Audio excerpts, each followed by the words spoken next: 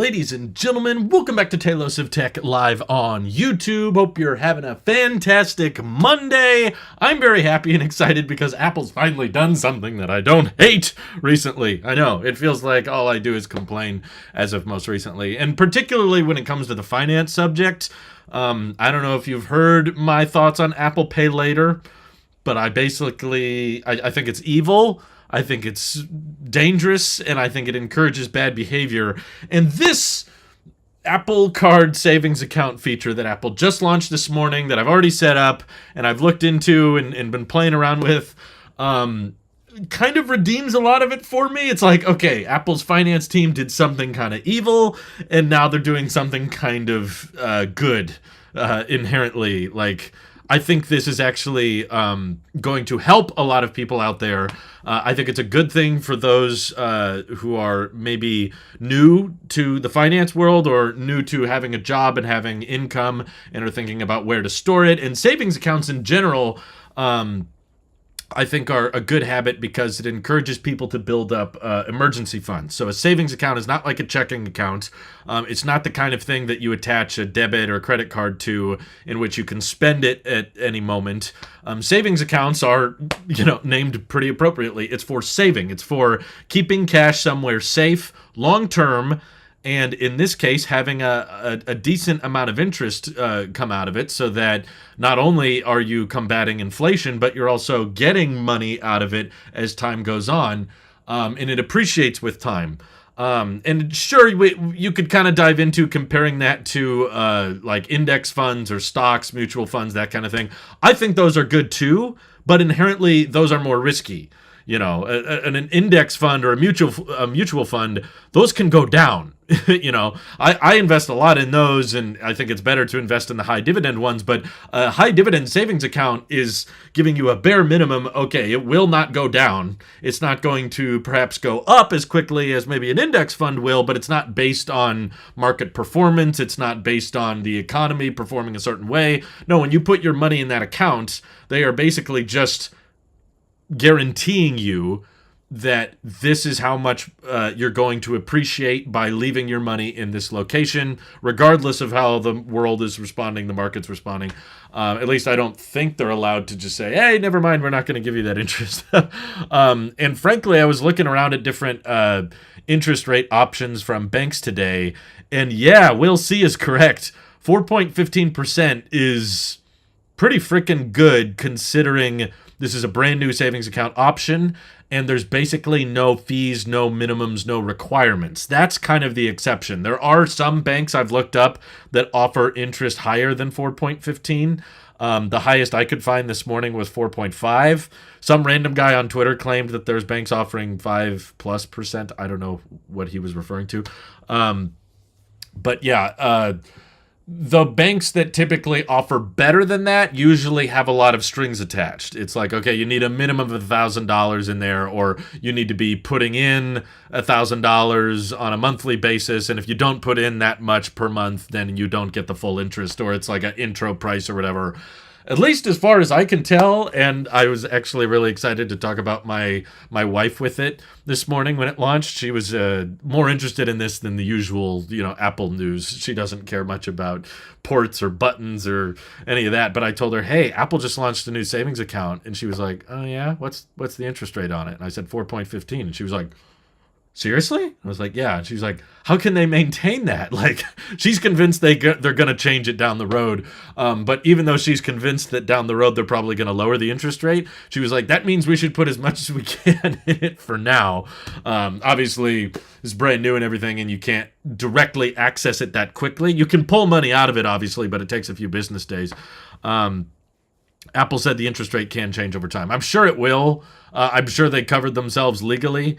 But how much they change it and whatever, Scott says 4.15% is higher than my Marcus account at 3.9, which is offered by Goldman Sachs directly. Well, even so, even if it does change, I think this was Apple's way of basically motivating a lot of us to move as much as we could into the savings account as quickly as possible. I do think it's probably a good attraction technique. But it's an attraction technique that I like. I'm not as into Apple services that take my money. I'm more into Apple services that make me money. That's why I love the Apple Card. It doesn't cost me anything to use, and I get a lot of cash back on it. And now this high interest savings account is also going to be making me interest over time. And to be honest, I was not terribly, even 3.9 I would be very impressed with. Most banks don't have an interest rate that high. Apple's claim on the website is that it is more than 10 times higher than the national average. And we actually, on our other banks, we closed our savings accounts because the interest rates were so horrible. We were just, if we had spare money that we wanted to have put aside for emergencies, we'd either just kind of leave it in checking or put it in our investment fund, because you can take money out of investment funds pretty quickly. But some people don't want that high risk. Some people want to make sure that the value of that stock or the value of that currency does not drop. So that's why a lot of people, and also just interest rates are so pitiful, and a lot of very popular savings accounts, you'll see like 0.2%, less than 1% is unfortunately very common these days with many of the big banks. So the fact that Apple was offered one, sure, I'm aware that it's probably not the best deal in the world. There's probably some bank account that's a little bit better, but for the same reason that I love the Apple Card, I also love the Apple Savings account, because they make it so freaking simple, you know? Like, you just open the app, you tap, if you want to know how it access it, you have to be in the United States and you got to be on the latest version of iOS. So I apologize if you're outside of the US, but you click on the three dots in the top corner, and you click on the option that says Daily Cash, and then if you have it, let me make sure. I'm just trying to make sure I'm not giving away any. Yeah, this is fine. When you open the Daily Cash, the option should be right below Daily Cash Election. So this means that the rewards you get from the Apple Card will go straight to the savings account. I've already set mine up so that I can just select it, but if you haven't set up yours yet, it will just say Savings and then a little blue tab that says Set Up. And it was extremely simple. Way simpler than opening up any other savings account I've ever seen. Considering also as well, this is a first-party app.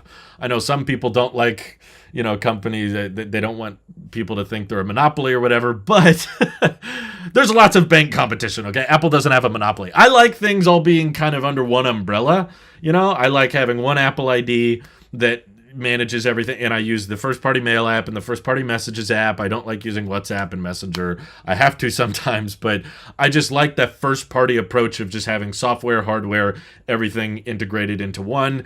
And Apple, I know I'm going to have an Apple ID, so the fact that I don't have to have another password, another third-party app, and another account to manage my bank, the concept of just keeping it integrated within my Apple ID. For one, the UI is so clean and so minimal. Basically, you just hit set up, you agree to the terms and conditions, you agree that the IRS has not issued you some kind of weird notice of withholding interest rates, which they said is very rare, but you're just required to acknowledge that the IRS hasn't requested you to do that. And then you enter your social security number, and basically, boom, just like that, it's already available. And you can add money to it right away, which we did. Because we want to get as much of the higher interest as we can for our, basically we're going to use this for our emergency fund, but I don't know how long they're going to keep the interest rate, but at least for now it's quite competitive, and they could still lower it quite a bit, and I would rather keep it in there than pretty much any other savings account, that's for sure. I put in a little over $2,000 today, just to kind of start out. Over time, I want to put probably over 10 grand in there.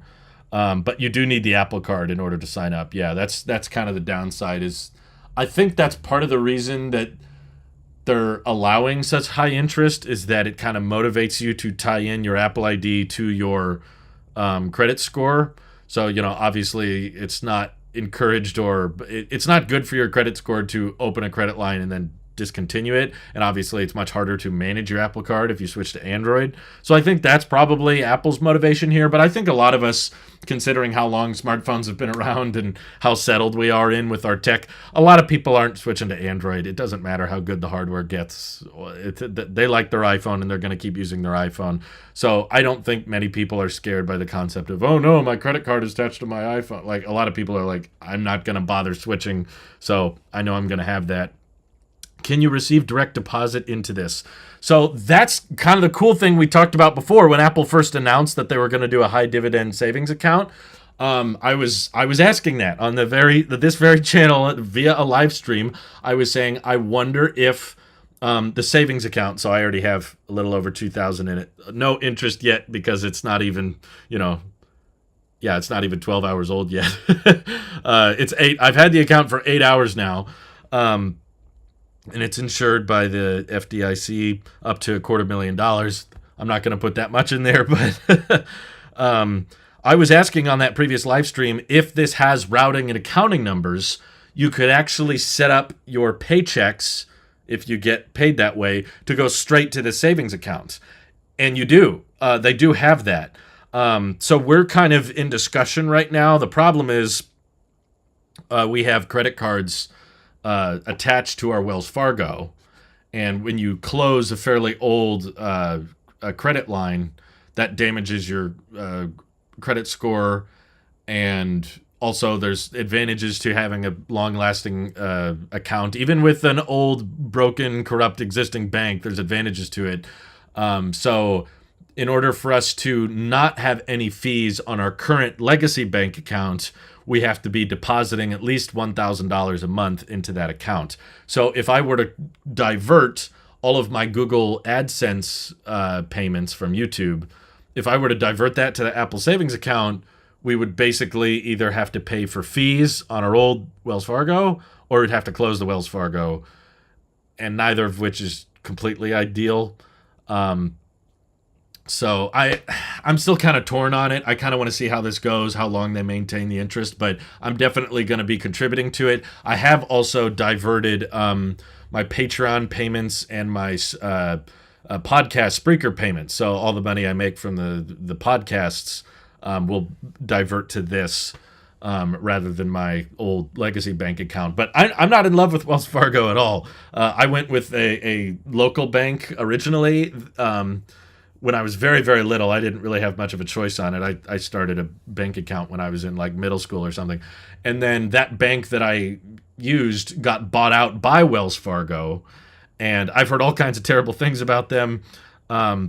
Closing a bank account doesn't affect your credit score, but closing a credit card does. And if you have a credit card with that bank and you close the account, then there's no way for you to pay off the credit card. I'm one of those people who doesn't like to tie with managing my finances with the hardware I buy. That's why I haven't signed up for the Apple Card yet. I feel like it simplifies things a lot more personally, just because all of the apps I've used by third-party banks, whether it's Chase, I've used Bank of America, I've used Wells Fargo, they're all so dang clunky, and they send you way too many emails. And they're all kind of annoying with their UI, and they make it hard to pay things off, which is why I'm such a big fan of the Apple Card, is because of the user interface is so simple and it's very easy to manage compared to any other credit card I've used or seen. It's very interactive, and they've also offered a lot of disaster relief over the years. So this, I guess, is something I'm a bit more Apple sheepy on, because for one, it's super clean, super simple. It's very easy to access it's right here. I can show you this. It's very easy to access your routing and accounting numbers. Let me just show you mine real quick. No, I'm not that stupid. But you just open that up, and they're right there, which I've already plugged in to 2 of my income streams. The last one is Google. I'm not quite ready to switch a complete... If I did switch my AdSense over, I would be ready to completely say goodbye to Wells Fargo. Which I kind of want to, but I want to wait and see how this ages with time. And also, the one thing that Wells Fargo offers that Apple doesn't quite yet is a checking account. So a checking account is basically an account tied to like a debit card that basically allows you to pay for things on the go. The savings account isn't necessarily like a payment method you can keep on file for like Amazon or, Tesla supercharging or something like that. It's a place to store money, but it's not a good place to have money where you need you want to access it immediately. Wells Fargo doesn't let you close a checking/savings only. Wild. Well, how else would you pay off the credit card? You rack up a balance on the credit card. You need a way to pay it off. You do that through a checking account. How else would you pay it off? Maybe you could do it from a third-party checking account, but that's not what Apple's offering with the savings account. So we'd have to put in something else. Thank you for the super chat, Julian. Is there a limit how much you could put in? I wonder if I can deposit 400K immediately and get that 4% interest. So sorry, no. I wish I were you, Julian, to ask those kinds of questions. But no, Apple said there's a limit of $250,000. I believe that's the limit because that's what the FDIC is certified to protect, which means that even if there was a bank run and everyone was withdrawing at the same time, the government would basically cover or subsidize what you need, that's what the insurance is up to. So unfortunately, no, you can't just put 400,000 in. But let's do some math here. I did some fun math this morning so you guys can figure out these interest rates. Obviously, you can get better interest rates from an index fund or a mutual fund, but that has the chance of going down. That's also, you're no longer storing it in the form of cash. You're storing it in the form of a stock or a share, so you'd have to sell that and transfer it out to get more of the funds, whereas this basically guaranteed to not go down. It can only go up. You link your bank to the app. I do it for several other banks. Wait, what are you guys talking about? I would 100% move over to an Apple Bank. I feel like I could do it if they just had a checking account. That's the last piece of the puzzle. They've got a savings account. They've got a credit card. They've even got the cash card that's a Visa now. That's Apple Cash, which I'm not sure how often I'll use anymore now that I'm not going to have any rewards going to it. Now all of my daily cash rewards that I get from the Apple Card are going straight to the savings account. So I guess I would have to manually add money to it. It just pulls the money via ACH. Well, yeah, you would need that account from another bank. Yeah, from your credit union account, exactly. So that's what Apple doesn't have. So sure, I could close my Wells Fargo checking account, but then I would have to have a checking account with someone else. And pretty much everyone else has those same fees. We also have a Bank of America, but they do the same thing. If the balance in the account goes below a certain amount, then they start charging fees. So it's not really a solution. It just kind of moves the problem somewhere else. Let's see. Don't you worry about someone stealing your phone, changing your Apple ID with your phone's passcode, and wait, what? Potentially lock you out of your money. Source: Wall Street Journal. Well, you have to change anything. You have to activate Face ID.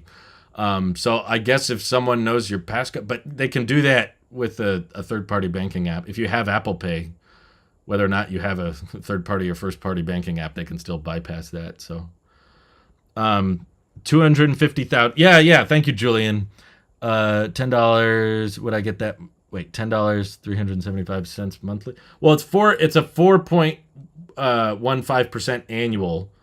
So let's do an easier number. Let's say you had $100,000 in cash. Well, no, let's do 10,000 because most people probably don't put $100,000 in savings.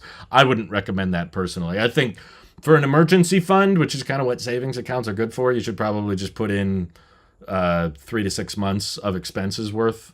That way, if you lose your income, lose your job, or medical expenses come up, or a big expense that you didn't expect comes up, you have some money to pull from. Let's say you put $10,000 in there. Okay, so to get the percentage of that, you bounce the decimal point twice over. So that becomes 0.0415. That means you're getting $415 annually, so per year, which translates to over 12 months, $34 and about 58 cents per month just from interest. And that's coming in just because you left $10,000 in that account. That's not a random number I pulled, by the way. 34 or 58 is actually, believe it or not, do I have this queued up? Oh, yes, I do. I'm more prepared than I realized. That's actually just enough to cover Apple Premiere. So basically what I'm trying to say is this is not a good idea. I wouldn't recommend doing this, but this is my clickbait. If I was a clickbait YouTuber, this is what I would say. Here's how to get Apple One Premiere for free. Just leave $10,000 in a Apple savings account, and that will make more interest than what Apple One costs you. The highest Apple One subscription, which is kind of cool, gives you perspective on that interest. Apple Bank. Have you looked into the online bank like Ally just for checking? Not nearly as scammy as Bank of America. I didn't choose any of those banks. I don't like them. They just bought out the smaller banks, like you're saying, online bank. There was an online bank I was going to switch to called Simple, and then they went under because they couldn't afford it. So that's why I'm skeptical of going for another online bank. Not because, again, when you have smaller, less scummy banks, they're more likely to go under, and then you gotta move your money around anyway. The reason I'm more in favor of going with Apple is because I don't believe Apple is at risk of going under. They're not like in startup territory like most of those other online banks are, and Apple has so much money in cash that they can afford to front a lot of the bill, or force Goldman Sachs to front a lot of the bill in case something goes wrong. Apple's going to make it right because Apple's very PR friendly and they don't want anything to look bad on them. So that's why I'm more comfortable or safe with Apple being the middleman with managing a big bank. I used to have Simple. Yeah, that's what I'm worried about. Basically, because Simple went under, I'm worried about Ally and those future ones. Will Apple get into multiple different credit card options? Apple Black Card, etc. I've literally been suggesting that since the Apple Card came out in 2019. I did videos on it back in 2019, and they're still not here. So my guess is that because Goldman Sachs has lost like over $1 billion just on the Apple Card program, my guess is that they're not seeing that much profitability. They're not seeing that much of a return simply on the usage of the credit card. I think that the master plan or the game plan, Apple Card Ultra, that's what we need. I think that the game plan Apple has is not to actually make money on the credit card itself. It's kind of a very Drew dropping financial literacy nuggets. I know that's what I'm going for, Nick. Thank you. I was debating putting this on Tailosive Life, but I didn't have another tech video to put on here today, and this is Apple related, and this is an Apple focused channel. So I was like, you know what? I haven't done a tech stream for the public in a while, so I should probably just do it here, even though this does kind of bleed into the lifestyle type discussion. Apple's game plan is not to make money off the credit card itself. It's to convince people to rope in their credit score. And now, with this new feature today, their savings accounts, more and more of their banking is being handled at Apple, which now makes it harder and harder to switch away from iOS. Now that you basically have to apply to this savings account through your iPhone, and you have to have an Apple Card, which means you have to tie your credit score to your Apple ID. It becomes much, much harder to switch to Android now. And I think that's just Apple's goal, is for this to be another nail kind of locking you down within the ecosystem, which to those of us defeatists, us Apple sheep, are like, yeah, I'm not interested in leaving the ecosystem. I don't care. We'll take the nail. You're like, yeah, we're like hanging up a beautiful picture frame in our walled garden. We're like, yeah, you want to attach another nail to make this more secure? Sure. If it's a really pretty nail, essentially that's why we're like, sure, yeah, lock us more down, because a lot of us out there are like, yeah, I don't really see any situation in which Google, Samsung, OnePlus, nothing, whoever it is, comes up with an ecosystem that's more streamlined, that's more simplified, and more privacy focused than Apple's. We're not really interested in leaving. So that's why we're okay nailing ourselves more down into the walled garden. But if you're uncomfortable with that idea, or you're the type of person that wants to switch to Android for a couple of years and then switch back, then yeah, I would not recommend this. And probably, I think there are ways to manage your account on the web, but that still is rather complicated. And I looked up my Apple Card on the web just to see what data is there, and they don't give you everything. It's not very clear. It's obviously an afterthought. It's something they were like, oh yeah, I guess you should have a way to do it on the web, but they don't show you the individual transactions, and they don't give you a way to dispute charges. So it's way, way harder to do if you don't have an iPhone, basically. So I think this is just another way for Apple to secure that you don't leave the ecosystem. But that doesn't mean you got to buy a new iPhone. Remember that. Like I applied for I'm using my Apple Card, and I'm using the savings account and everything on an iPhone 10 that came out in 2017, and it's all working fine. Not really any noticeable bugs. I'm very happy with it. So, oh, you want an S23? Looks like you're losing that 4.15% interest. Yeah, exactly, Wyatt. Thank you. I think that's more of Apple's logic. I don't think it's I don't think it's really them trying to. Based on what we've heard about Goldman Sachs on the back end losing so much money through the Apple Card, I don't think they're trying to make money off of the rewards and the interest and all that. A great locked down ecosystem. Yeah, Purosky says, I'd rather be stuck in a great ecosystem than have an open, messy ecosystem. I agree with you, Purosky. I'm pretty much in that same boat. I've looked outside the walled garden, and I just kind of saw a desolate wasteland with lots of prickly weeds and a lot of dead grass, which is the androids. And I'm like, yeah, that's okay. I'll stay in my walled garden. And sure, I may be stuck here. It may be very hard to leave this walled garden, but there's nothing really out there more interesting, in my opinion. Those folding phones. Drew, I'm hearing some Dave Ramsey-ish info here. Are you a Dave Ramsey fan? Kind of, yeah. I mean, I think generally I agree with most of what he says. There's some things I may disagree with him on, but for the most part, yeah, I've listened to Dave Ramsey. Not recently. I think he got a bit repetitive to me. We kind of mock him in a positive way. Like, we also mock a lot of the people that call in on Dave Ramsey because they're always. It feels like people are making up situations. It's like, I'm $10 million in debt. I have an income of $3 a month. How do I get out? It feels like they're just joking half the time. When's this card coming to the UK? I honestly think that just the banking laws are so different in other countries that it's just not going to. I want it to, but I feel like it's just not going to happen. I wish there was a wallet app on Mac OS that isn't like inside of system settings. I agree with you. Same thing with the iPad. Let's start with that, and then we can get to the Mac. Tech is related to lifestyles, considering that's supposed to make life easier. That's true. Welcome back home, says Randy. Thank you. Let's see. That's what the account routing number on the Apple Savings account would be used for. But it says it can't be used for wiring transfers at this time. So I would rather just wait to see. You freaking suck. That's how you get out of debt. Yeah, pretty much. Dave Ramsey logic is, you don't need to see the inside of a restaurant unless you work in it. You're going to be on rice and beans for the next 10 years. You're stupid. Dave Ramsey's best advice I've ever seen. You're stupid. And a lot of the time he's right. I'd say like most of the time he's right. Dave Ramsey seems to be more like anti any credit card usage. Like, do not use credit cards under any circumstance. I mean, I'm in favor of like wisely using a credit card. Like, don't carry a balance, but I wouldn't say like it's a horrible idea. If you know how to manage it, you can get some decent rewards. But he's right. I've seen him do speeches on like they interviewed really cool that they had this real cool research project. I forget how many people. I think they interviewed like 1,000 or 10,000 millionaires, and they asked everyone with a net worth over $1 million like how they got there and what steps they took to get rich. If you can, maybe if you live in the Bay Area, a millionaire's not rich. I don't know, but like relatively rich, I would say. I'm not a millionaire, but I would say that sounds rich, I guess.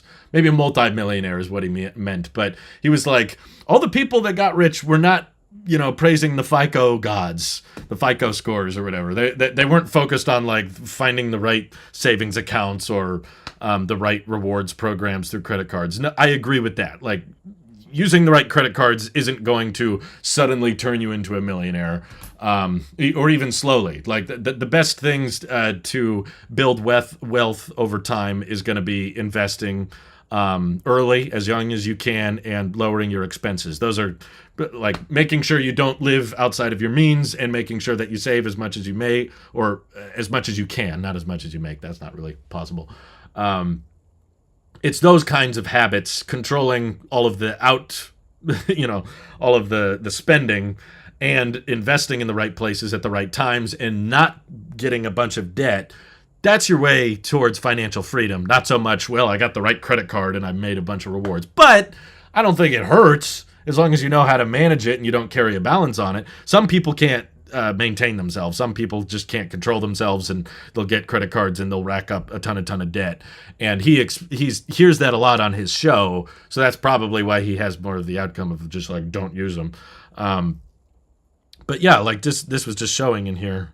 Where was it? Daily cash in the section. Ever since I signed up to the Apple Card, I've made over $1,500. I've never had an interest payment. I've never missed a payment. I've never bought something I couldn't afford. But hey, that's an extra $1,500 that I wouldn't have if I just decided I'm going to pay with everything via debit. So basically, all those rewards could cover a brand new iPhone right now if I wanted one. I don't, but I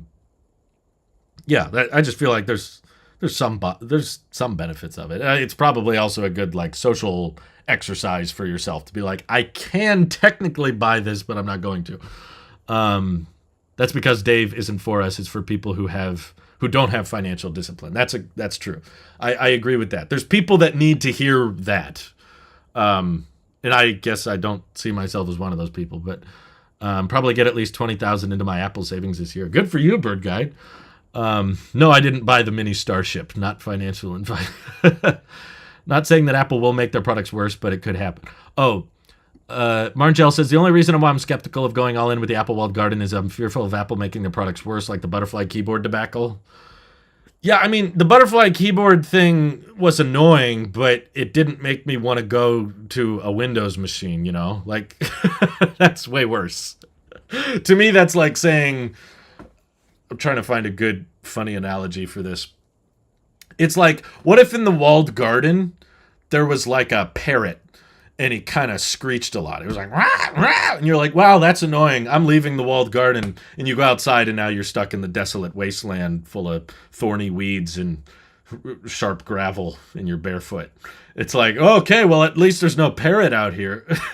I guess that's how I look like. I complain about Apple more than any other company on this channel. You know, I complain all about iPad and the iPad and iPad OS being neglected and everything, but that doesn't mean I want to go to an Android tablet. And sure, I may ask that Mac OS should have a charge limiter, or Final Cut should have more and more options, or I should be able to plug in an iPhone and get 4K at 60 recording straight into continuity camera with OBS or Final Cut and all that. I may want those features and get mad when they're not there, but that doesn't mean the Dell XPS is going to be any better. So yeah, you're right that Apple makes mistakes, and I point them out all the time, and I don't like a lot of decisions Apple makes, but I've never once in all my years of being a sheep reached a point where I felt like Apple was so bad or the software hardware had gotten so out of control that Android or Windows was going to fix the problem. Pretty much never. I can't think of it. I can't think of a scenario and I was like, man, I'm ready to switch to Android now. Always scares me when the cracks in the garden show through. Yeah. It's not a perfect garden. It's not a perfect garden, but there's not a better garden. That's the way I see it. I have a Credit Karma savings account at 4%. I'm so tempted to transfer to Apple simply because I would prefer not to have it with Credit Karma. Yeah, I would say the interest rate is negligible. It's not a reason. 4 versus 4.15, not a big deal. But I understand liking the idea of having everything under one umbrella. I do appreciate that. Apple Card is my first actual credit card since May 2022, and my score is 727. That's decent. You're not that you don't have that much experience with it, which is why it's not higher. But over time, it will go up. Yeah, like Puroski says, but it folds is not a good argument for leaving the ecosystem. Are people still making that argument? I saw some Android friends I have on Twitter today even kind of saying they're bored with their folds. There's a friend of mine who's a YouTuber who shall remain nameless, but if you saw his tweet, I guess you'll know who this is. But he bought a Z Fold 4 and he really liked it, and he did videos on it saying, I love it and I think it's worth the $2,000. And even today he was like, I love it, but S23 Ultra has so much better battery, better display, better camera, and I'm just going to go back to using a regular phone because it's a better overall phone. So that's why I was like, okay, even the guy that defended and paid full price and used as his daily driver for years a folding phone, even he's going back to the regular phones now. It's like, all right, well, it definitely didn't sell me, and if it's not convincing him, then yeah, I don't think it's going anywhere. I still think it will exist. The market for folding phones will be there, but I don't think it's going to be the norm. Thank you, Lord Zero, for 15 months of support. Appreciate that. Huzzah! If someone buys something NG in monthly installments from Apple with Apple Card, does your max allowed spending balance matter? I've never tried to with my Apple Card. Wait, what do you mean? Does your max allowed spending balance matter? I think so. It's still a line of credit. I don't know what your guys' is, but let's say mine is 15,000. I don't finance things on a monthly basis. I just think that encourages bad buying behavior. But if you do that and say, I'm going to pay for it over the course of 24 months, that's still, each individual payment is going to lower from that 15K. So if it's, I don't know what it is for the iPhone. I've never done it. Let's say it's $50 a month for the sake of or $100 for the sake of simplicity. Well, now your credit limit per month is now reduced to 14,900. I believe that answers your question. I apologize if it doesn't, though. Peso says, I wish these Apple financial products would make their way beyond the U.S. I do too. I'm totally with you there. My guess is that banking laws are very, very different in other countries. So this is not just it's not just a line of code. It's not just a software update that says, hey, add it there. Because Goldman Sachs, which is, U.S. based bank, has to abide by all the laws and regulations, and of course have this FDIC certification and coverage and insurance. And it's just really complicated to expand that. I don't think most credit cards have the same, or if they are offered in other markets, they don't have the same rewards. So while you look at the Apple Card here and say, wow, those rewards are really good, if they came to another country, the rewards probably wouldn't be as good. They would likely be on par or close to the same as the rewards you get in your country.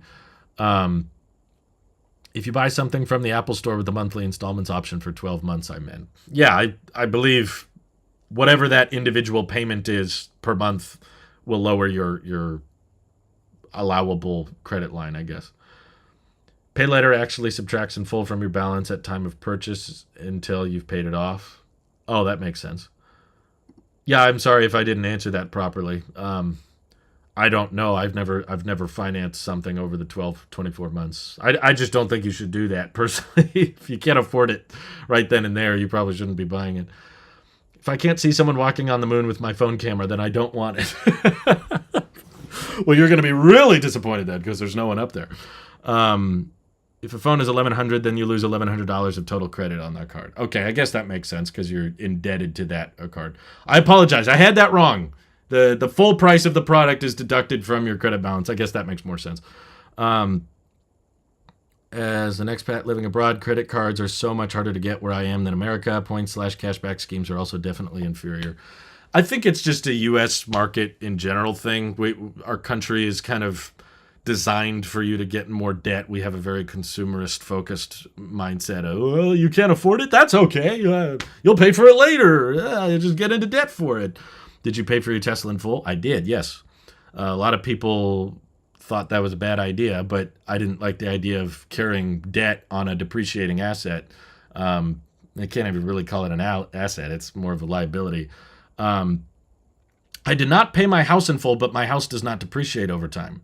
I've paid it off now. The house is paid off as of now. But when we first got it, yes, we did get a loan on it. But the reason I'm more comfortable with that is because it's worth a lot more now than it was when we bought it. So I feel like that's one of the rare exceptions, just because being able to buy a house outright up front is extremely challenging. Even if you have a really good income or you don't spend very much, it's very difficult to do. But if you're buying something that appreciates in value over time, getting some debt to cover for it makes a bit more sense than getting some debt to cover something that loses value over time. To me, that's more just an impatience thing. It's just like, I want it now and I don't have the money for it. Okay, but I mean, even if, most of the time the real estate market is appreciating, but even on the times where it does go down, you still have a house. You still can live in something, it's still a value. you have somewhere to live, which is kind of important, opposed to, I really want a Tesla or I really want an iPad or a MacBook that I can't afford. Okay, how dire of a situation are you in where that is that crucial? Why don't you recommend buying in debt? Would love to see a video on Tailosive Life channel. I think I did a whole video on that, but a lot of the time people just don't look those up, so they don't watch them and just have to talk about them again. Basically, it's a huge problem in this country. People with too much credit card debt or too many student loans, then they can't pay them off.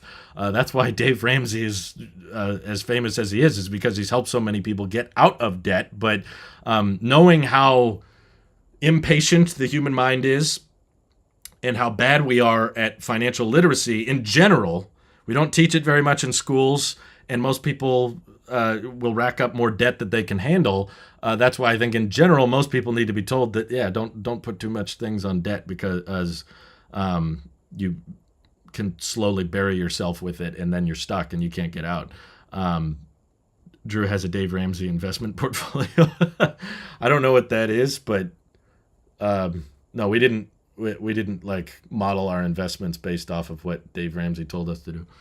But we do have investments, yeah. Neem super chatted, thank you. He says, congrats to me. I just got my first Amex card. A $15,000 credit limit definitely beats Apple Card's $1,500. Enjoy the super chat. Let's drink to this celebration. I don't have a drink with me, but congratulations, I guess. I hope you can manage it. I buy my iPads on the monthly installments and keep the money in my account. So if I want to upgrade, I just pay in full. I guess if you can buy it outright, I don't know why you wouldn't. Rather just get it over with, because essentially I think what it encourages, there's a reason companies are encouraging you to pick up more debt. Car loans have also extended a lot.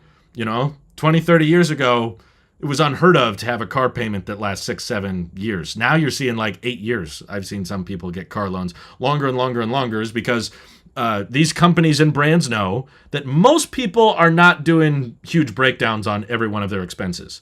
They look in their bank account briefly and go, how much money do I got? Yeah, that's enough. I can afford that. And they no longer are trying to convince you to look at the total cost. The iPad Pro doesn't cost $1,100. No. It's just $30 a month for 2 years or whatever. I don't know what the exact numbers are. And they get that number lower so that when you see it coming out of your account, it's kind of a sunk cost. Oh yeah, that's not that much money, whatever. And you see how much you have in your account. Oh, I've got, 5,000, 10,000. Yeah, I can afford to buy that. I can afford it. You convince yourself by seeing the smaller numbers stretched out. You convince yourself, I can afford more and more things. And then before you know it, you've signed up for so many installment plans, or you've collected so much debt that you actually can't get out of it. And now you're no longer working a job. A job's working you.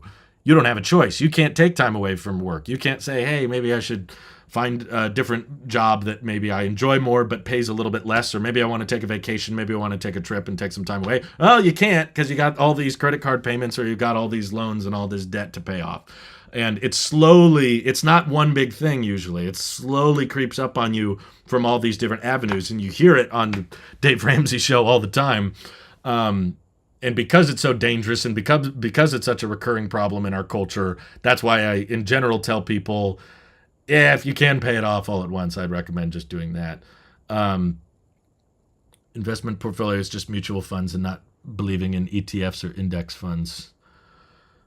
Oh, we do all those. My car loan is $60 a month, and I plan on having the dang thing paid off by the end of the year. That's great. Congratulations, Scott. That's wonderful. Carrying cash will sometimes help keep spending low, since you have to physically give it other than just tap to pay. That's true. I've heard Dave Ramsey recommend that. It didn't really have an effect on me. I have just as much of an effect on seeing the number go down in my phone that I do handing over the cash, and I also get paid by YouTube, so I never see cash. I would have to go out of my way to get cash every time. It would get annoying really quickly, and also more difficult to keep track of all of our expenses. I like having it all on the phone. I like using Apple Pay, and I also just think that physical cash is more time, more more expense, easier to get robbed, that kind of thing. Easier to get counterfeit money, which I've had friends run into that problem. Less likely of an issue when you're buying things on a credit card. It's also easier to dispute fraudulent charges on a credit card. So I don't have that, cash is king mindset of always got to have physical cash. I just feel more dangerous when I have cash on me. It's like, okay, if someone robs me, they're going to want to take that. If I just hand them my credit card, they can run off and buy a few things, and then I contact the Apple Card via iMessage on a different device and say, hey, it was stolen. Those aren't my charges. And then I don't lose out on anything. So I think over time we're going to have to become, I'm going to encourage more and more people to be as financially literate as possible, even if you don't rely on the physical cash. But you're right. It can be a good mental exercise to physically see the money going away. They make us do math so we get confused. Yes. Cadenza summarized it so incredibly well. They're like, they know that Americans are bad at math. It's true. We're not good at math in general. We're not good at figuring out how much interest payments cost, and we're not good at managing our bank accounts. So if they just sneak in and take a little bit of money on a monthly basis, inherently, just mentally, you're going to spend more than someone who just pays for it up front. Whenever you go to a business that accepts only cash, then it's probably a sketchy business doing tax evasion. I don't think that's necessarily always the case. There's some businesses, you have to pay fees as a business when you accept credit cards. And a lot of businesses are comfortable covering those fees, but I know a lot of food trucks personally. I go to a lot of really delicious taco trucks. They only accept cash because they don't want to pay the credit card fee. Or a lot of places I go to, they'll take credit cards, but they'll charge you extra because it costs them extra to run the credit card. So that's why those are some instances in which we do pay for cash just to save the fees. Neem Super Chat, what are your thoughts on my cousin? He's in a ton of debt. He took out a loan to go to school to become a neurosurgeon. Well, as long as you've got a plan to pay it off, I know neurosurgery isn't something you can just do freelance or do without training. There are definitely certain avenues, certain careers where you absolutely need education and you need medical school and all that. And a lot of the time you need student loans to go through that because it's so insanely expensive. But I don't think that's what most people are doing. I don't think that's the most common scenario. There's a lot of people, especially in my personal life, I knew that went to college, raked up a lot of debt, didn't really use the degree that they got for work. So then they had to go back into the regular workforce, working, not much better than minimum wage jobs, but now with all these student loan debts that they can't pay off because they thought they were going to make a certain amount, but it turns out the field they were interested in doesn't pay or doesn't hire as much as they thought, which is why I tend to try to encourage people to try to get work experience, or at least try to talk to people in the field that you're pursuing to figure out what are those companies or industries, what are they looking for? Are they actually looking for degrees from specific places? Are they looking for internships or work experience or those kinds of things? Because in my personal life, there's been a bunch of people that thought there was a ton of need for a certain degree, and then once they get there, it's like, oh, actually that didn't help very much, and now you're left with all this debt. Anything involving financing or credit, they intentionally make it complicated, especially subprime credit cards or car loans. Exactly. It's pretty scary how often that happens. Some people think 2 + 2 = 5, so no wonder we're bad at that. I don't know anyone that thinks that, but they would intentionally build the smallest transactions last, so it would trigger the most late fees. I think Congress... Oh, what are you guys talking about? Is your credit card that works like... If my neurosurgeon didn't go to college and learned on YouTube, I would run so far away. Yeah, I'm definitely not trying to say no one should go to college. There are there are plenty of careers where you definitely need a degree and tons of education and training. I just don't think most people are in debt because of neurosurgery. That's not most of it. That's a very specific field that not that many people have the diligence and the motivation to do. I applaud him for going after it, and I hope that he can pay it off as quickly as possible. There's good debt, but again, like I said, the best situation for debt is when it's an appreciating asset. And in the case of your friend who wants to pursue neurosurgery, I really hope he goes through with it. That's an appreciating asset because, you're getting this very valuable certification, this very valuable license, and that will enable you to make far more money than what the student loans cost. So that's a fairly specific situation, and I feel like there's a lot of people pursuing college degrees that don't realize that the job they're getting, you're going to have to work for maybe 20, 30 years in order to pay off the student loans, which puts you at a huge disadvantage compared to someone that works in a field that doesn't require all that debt, all that loans. It just depends what you're interested in. Maybe you're comfortable paying off those loans over time. But a more common one, I would say, or one that I would encourage more people to do, I wouldn't say, everyone should become a neurosurgeon. I mean, if you want to, sure. But a more common one is buying a house. And buying property is far more likely to appreciate over time than buying a car, a MacBook, or, something else that goes down over time. They say degrees don't matter, but they always ask when I apply for corporate jobs. I work in IT.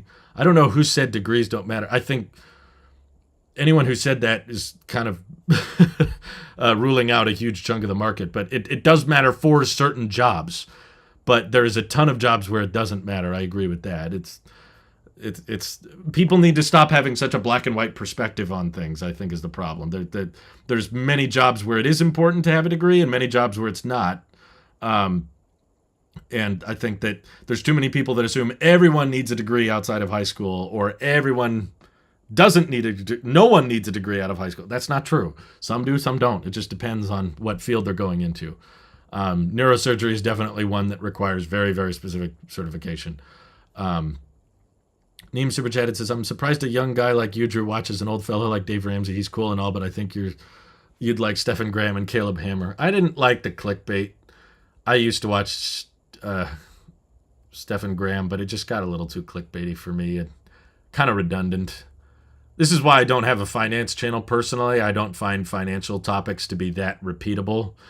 Tech news, it's getting kind of dry anyway, but there's lots of new information coming out all the time and things we're checking out.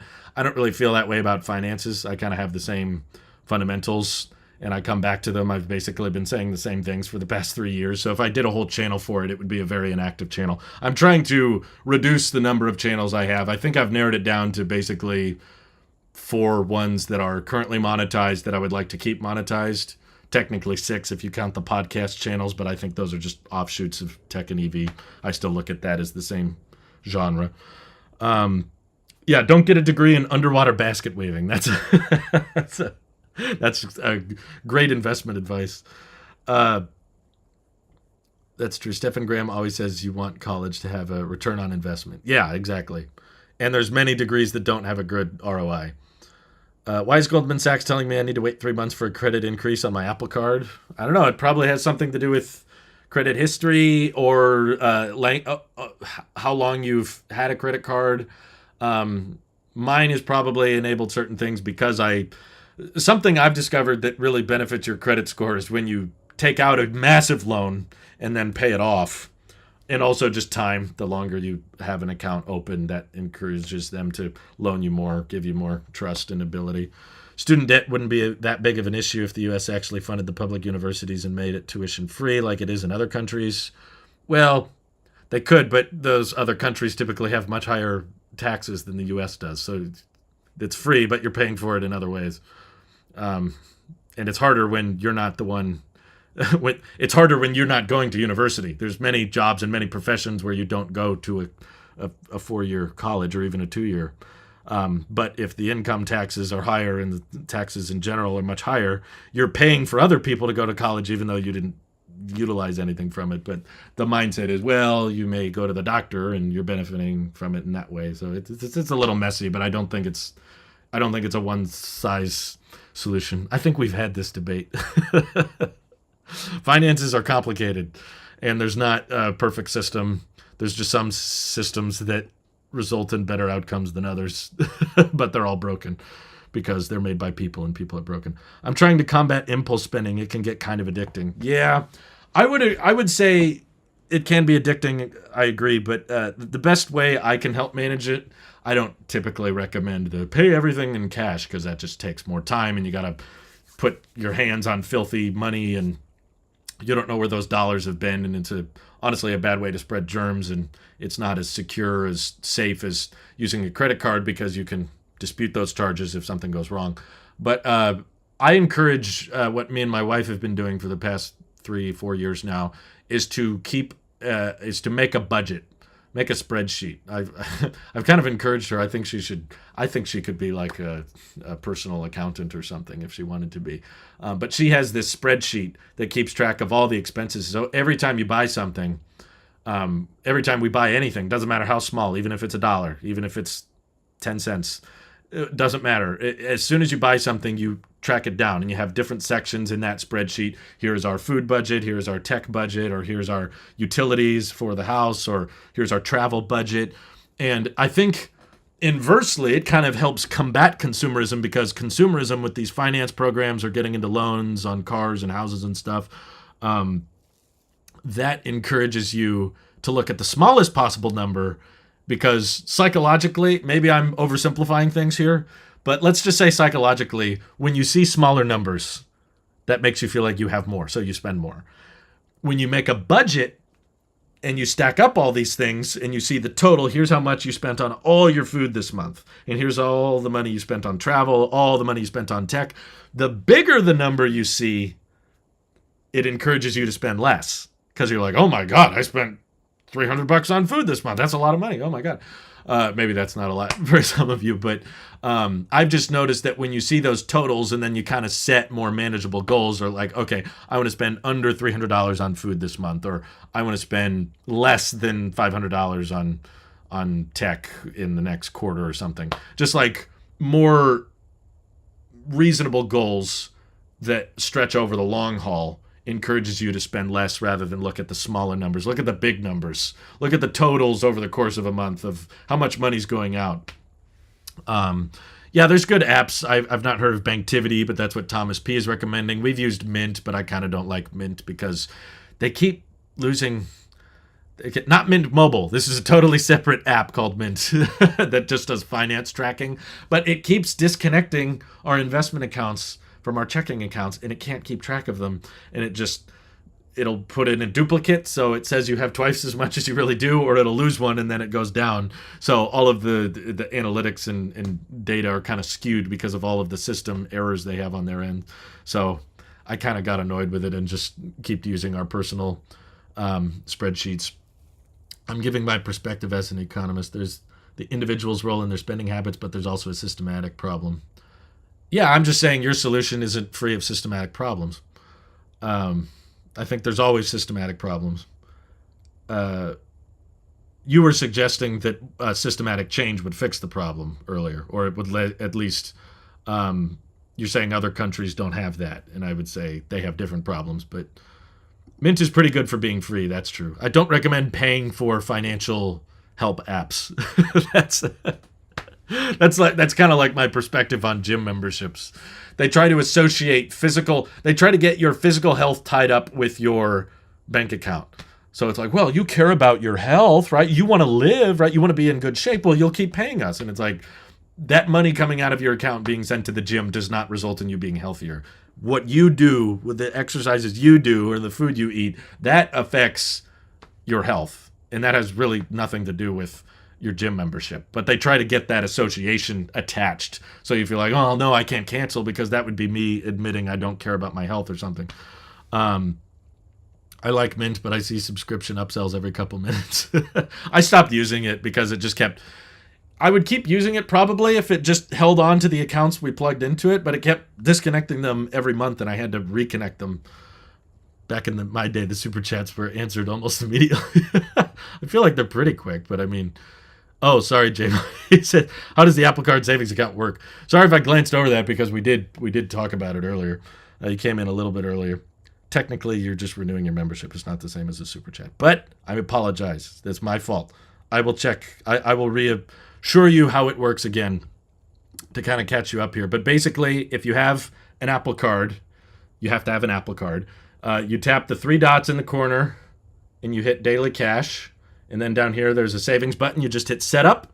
It walks you through it in 3 steps. You basically just hit I accept the terms, type in your social, and then boom, all of the daily cash you generate from your Apple Card now goes into a savings account, and that has a very high interest rate of 4.15% annually, which roughly translates to about,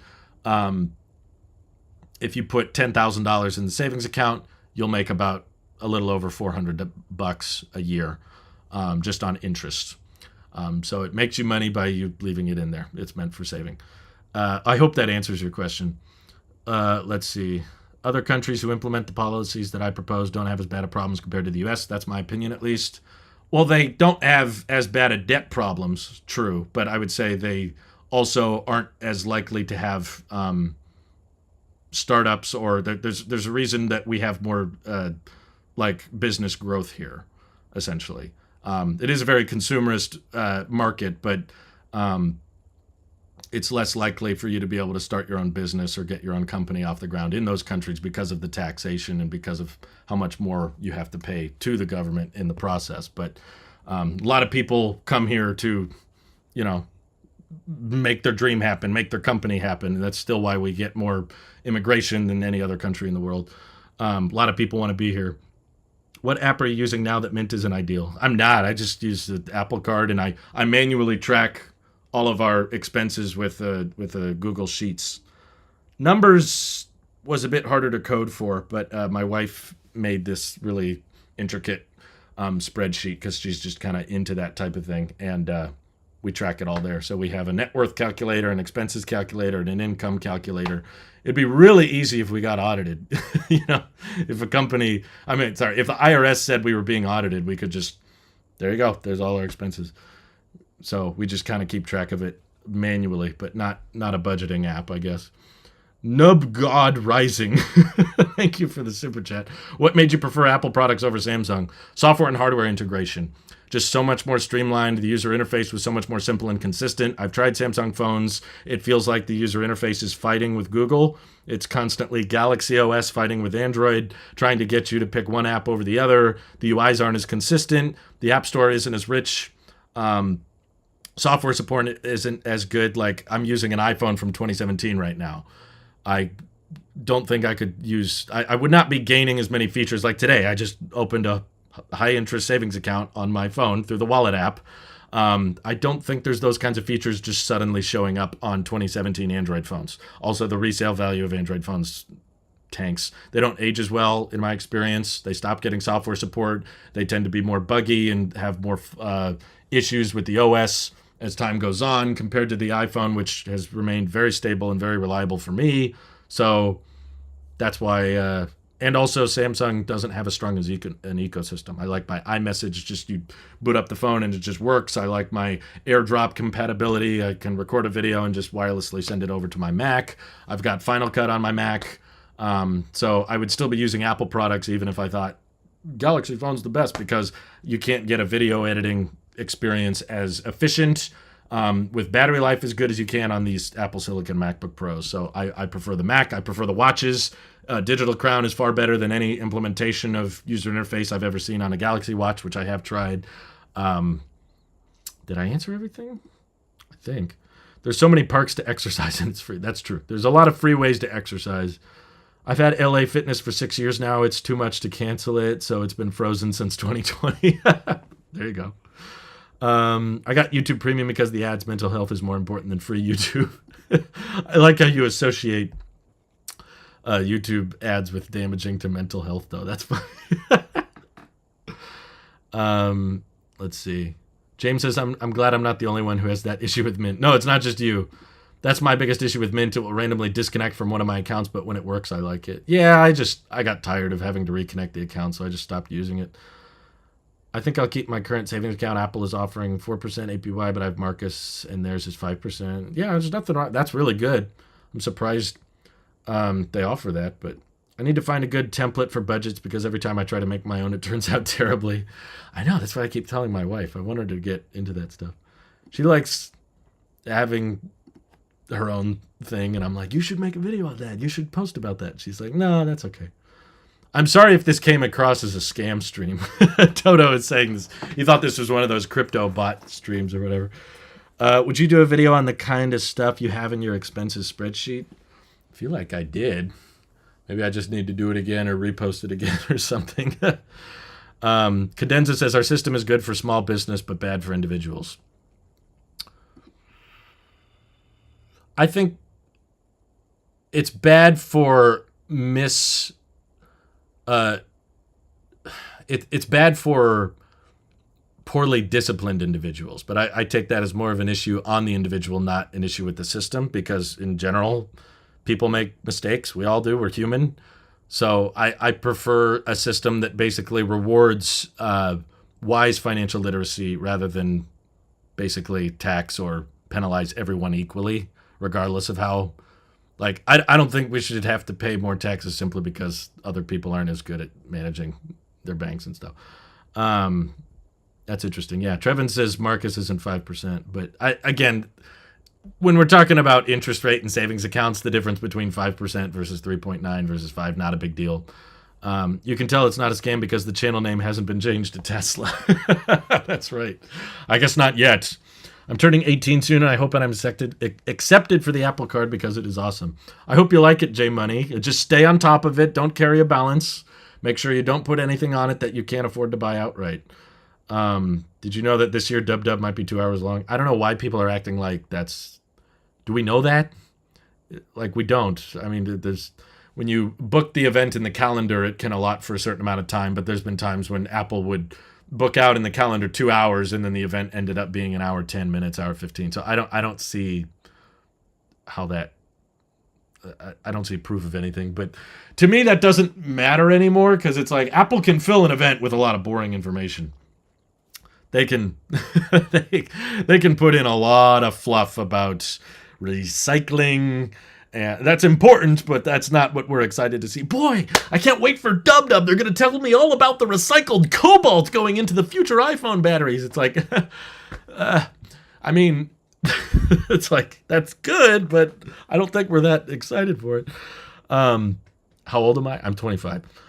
Nah, they're just evil. The constant TikTok ads and bass-boosted noise and clapping tracks are the purest and most concentrated form of psychological torture. Well said, Joshua. Well said. Louise should sell the spreadsheet template on Etsy. I'd buy it. No.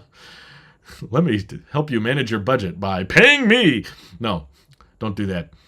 Even the EV channel doesn't say Tesla. That's true. Thank God. It's naive to think the people at the top aren't investing everything they can to stay there. They benefit from the general public not developing healthy habits. True, but there's a lot of ways you can just stay at the top without, ripping off the American public. I mean, if you're just talking about how does a business convince customers to buy their product, I mean, yeah, ethics there is mostly thrown out. I mean, it's just about how do you get people to buy it, and a lot of that involves financing. And yeah, we can argue that it's bad, but honestly, a lot of debt that most of the country is facing is student loans. Credit cards are a big one too, but student loans are a huge one as well. So it's like it's not purely just on businesses. YJ says, I found it funny that my PayPal savings account decided today to raise my APY from 4% to 4.15%. Coincidence? I think not. I noticed that exact same thing. That's funny you bring that up, YJ, because yeah, I went into PayPal because I wanted to connect my Apple savings account to it, which you can do, by the way. So money you get from PayPal, you can wire to the savings account. At least I think I can. It said it had to send a few small transactions first, and then I would plug that into PayPal so that they make sure it's connected and working properly.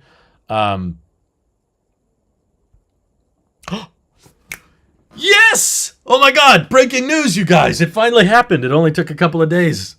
Woohoo! Wow, I'm so glad I got this email while I was live streaming. The Tailosive EV podcast has been accepted into the YouTube partner program. We can now earn money from your content. Thank you, everybody, by the way, for subscribing to the Tailosive EV podcast channel. We had so much watch time, but we didn't quite... why doesn't it turn that on by default? Yeah, it's here. You're a YouTube partner. Ta-da! Yay! You can all unsubscribe now. Watch page ads, please. Turn that on. Why is that? Why did they leave it off by default? I don't know. You got to hit turn on and you got to accept the terms, I guess. But you had to accept terms when submitting your application, so I don't know why they don't just put it in there. Cool. Thank you guys, by the way. They accepted it. They said it could take up to a month, and I guess it only took like... And of course, the YouTube studio page is broken because I'm hitting accept and nothing's happening. Do I have to turn it off and on? Nope. Okay. Thanks, YouTube. It's broken. Boy, that's cool. To share your sheet to everyone to try it. Yeah, you can all unsubscribe now, I promise. That's probably the last YouTube channel I'll ever monetize. Educational institutions are also predatory. That doesn't negate the predatory practice of businesses. No, it doesn't negate it, but I'm just saying it's not purely. Don't act like they're two separate things. They're kind of all roped. They're all human-made systems, and human systems are broken. That's why I'm more in favor of trying to encourage the individual. I'm not fighting for a systematic change because I know that any systematic change will fail. Like, systematic things break. Hey, Mike's in the chat. He says, thank you, everyone. Mike, can you go turn on the watch page ads? Maybe it'll work on a desktop or something. It's not working on the app. But yeah, we'd love for that channel to be monetized. I'm not in favor of like, make this big sweeping law change or change the way the government works. No, I'm all in favor of trying to encourage or motivate the individual to try to maintain their own finances better rather than fight for a system to not be broken, because all systems are broken. What do you think of Mint Mobile's higher data plans? Okay, Mike will make our dreams come true. Thanks, Mike. In the short term, I like it, but I'm worried about the precedent it sets. I guess my main fear is that Mint Mobile is going to say, well, now that we're offering more data, you wouldn't mind. No, you don't need it. You can do it on your MacBook, Mike. You don't need a Mac Studio. Now that we're offering you more data, you don't mind paying a little bit extra. I don't want the prices to go up at all. And I don't want the referral program to change for biased reasons. But still, like, I like the affordability and I like the simplicity of Mint Mobile. And as long as that doesn't change, I'm happy. The data going up doesn't change that. But I can't help but feel there's some kind of connection between T-Mobile acquiring them and the data amounts going up. I'm like, what does that mean? Let's see. Unsubscribe. Thank you. Did you guys see the Dub advertisements from last year? They were so good. I don't think I remember that. If you fall below 1,000 for too long, you can get removed, I'm pretty sure. I don't believe so. I've been under the required... the way I understood it, I've speaking. I'm a college dropout. That's why I don't know what I'm talking about. That rhymed. I'm a poet and I didn't know it.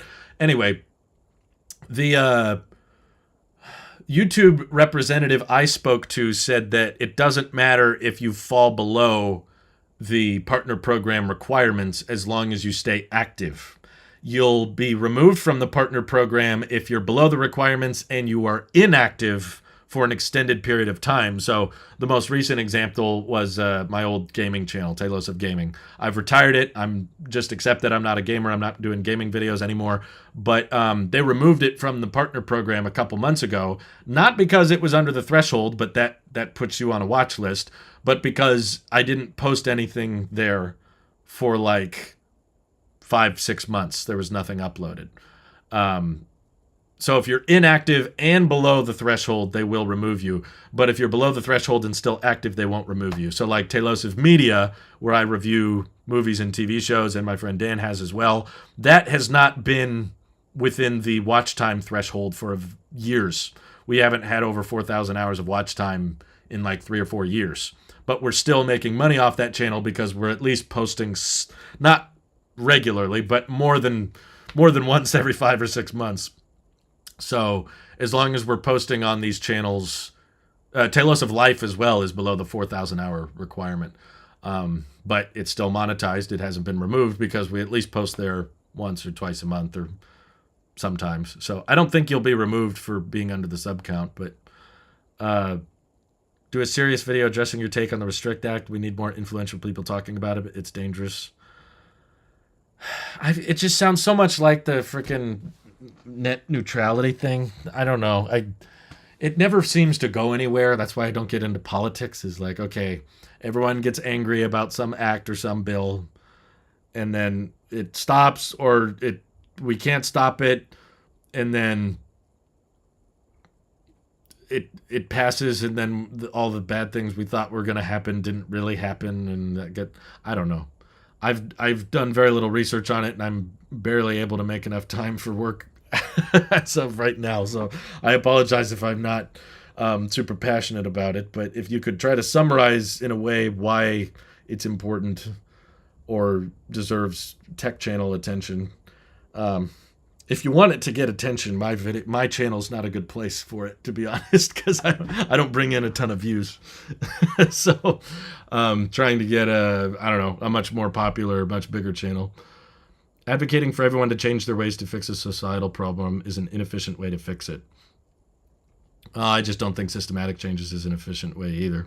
But I think humans helping other humans is what we're best at. An individual helping another individual is what human beings tend to do better at. One human being trying to change thousands of millions of human beings' behavior usually doesn't go that well. There's a few exceptions, but for the most part, you don't leave a lasting impact and you don't make as massive of a change. I'm more in favor of humans being more personal, just trying to help each other out. But that's true. James is the only view that truly counts. Let's see. In terms of iOS 17, what would your opinion be if there was a Siri call screening feature that works similarly to pixel screening? I could see how beneficial it would be to prevent spam and other issues. Yeah, I mean, I'd appreciate it. Similar to the Google version of it, I didn't think it was that big a deal. Usually I can tell when a phone number is a scammer. But as an option, sure, yeah, that'd be fine. I think people are obsessed with digital assistants a little too much. Both ChatGPT and Google and Siri, everyone's just obsessed with trying to get them to do more things. And in my personal life, I don't see that many people using digital assistants, at least, and I don't see them being as helpful as people make them out to be. But sure, why not? I did a video over on Tailosive Life explaining why I changed it, so feel free to watch that rather than have me explain it all over again, Neem. But thanks for asking. Let's see. Did I catch up on that? North Korean torture must be playing those YouTube ads on a constant loop. That's funny. Let's see. Do you think the Federal Reserve is going to force a digital centralized currency on the public? I don't think they have the know-how, personally. No. I think you kind of take away a lot of the advantages of cryptocurrency if you centralize it and make it controlled by an entity. That kind of takes away the main point of having crypto. I thought most people's advocation for cryptocurrency was to have decentralized currency that was not held to a bank or a Federal Reserve or a government saying what the value of it is.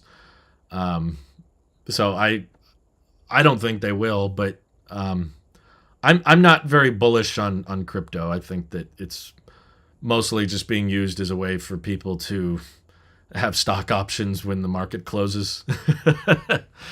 They can't figure out healthcare. I don't think they'll figure out crypto. That's way too technologically advanced for them.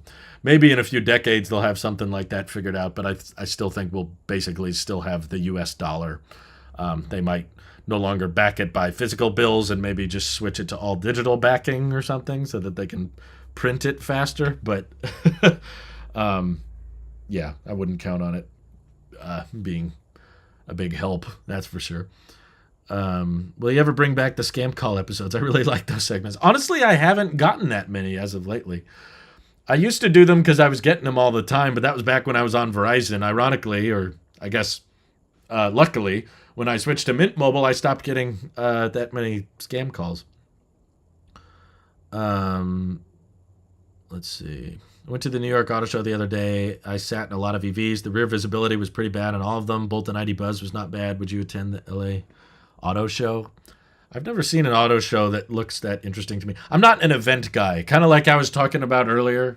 I don't like big crowds. I don't like concerts. I don't like big events. Like I've said for a long time, even if I was invited to an Apple event, I probably wouldn't go. I like the personal aspect. I like knowing you get, like, I recognize James and Neem and Michael Burkhart and Joshua Miller. I like the first name basis type things. Auto shows or big gatherings, big groups and stuff. I like individual interactions more.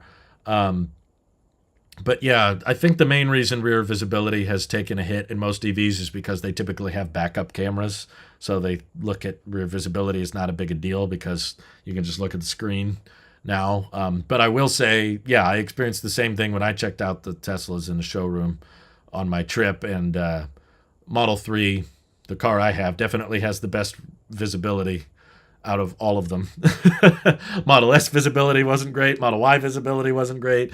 X was okay, but 3 was definitely the best in terms of rear visibility. I hate that we are in an environment where it's more important to have culture wars than to tackle basic problems. It's also bad for mental health.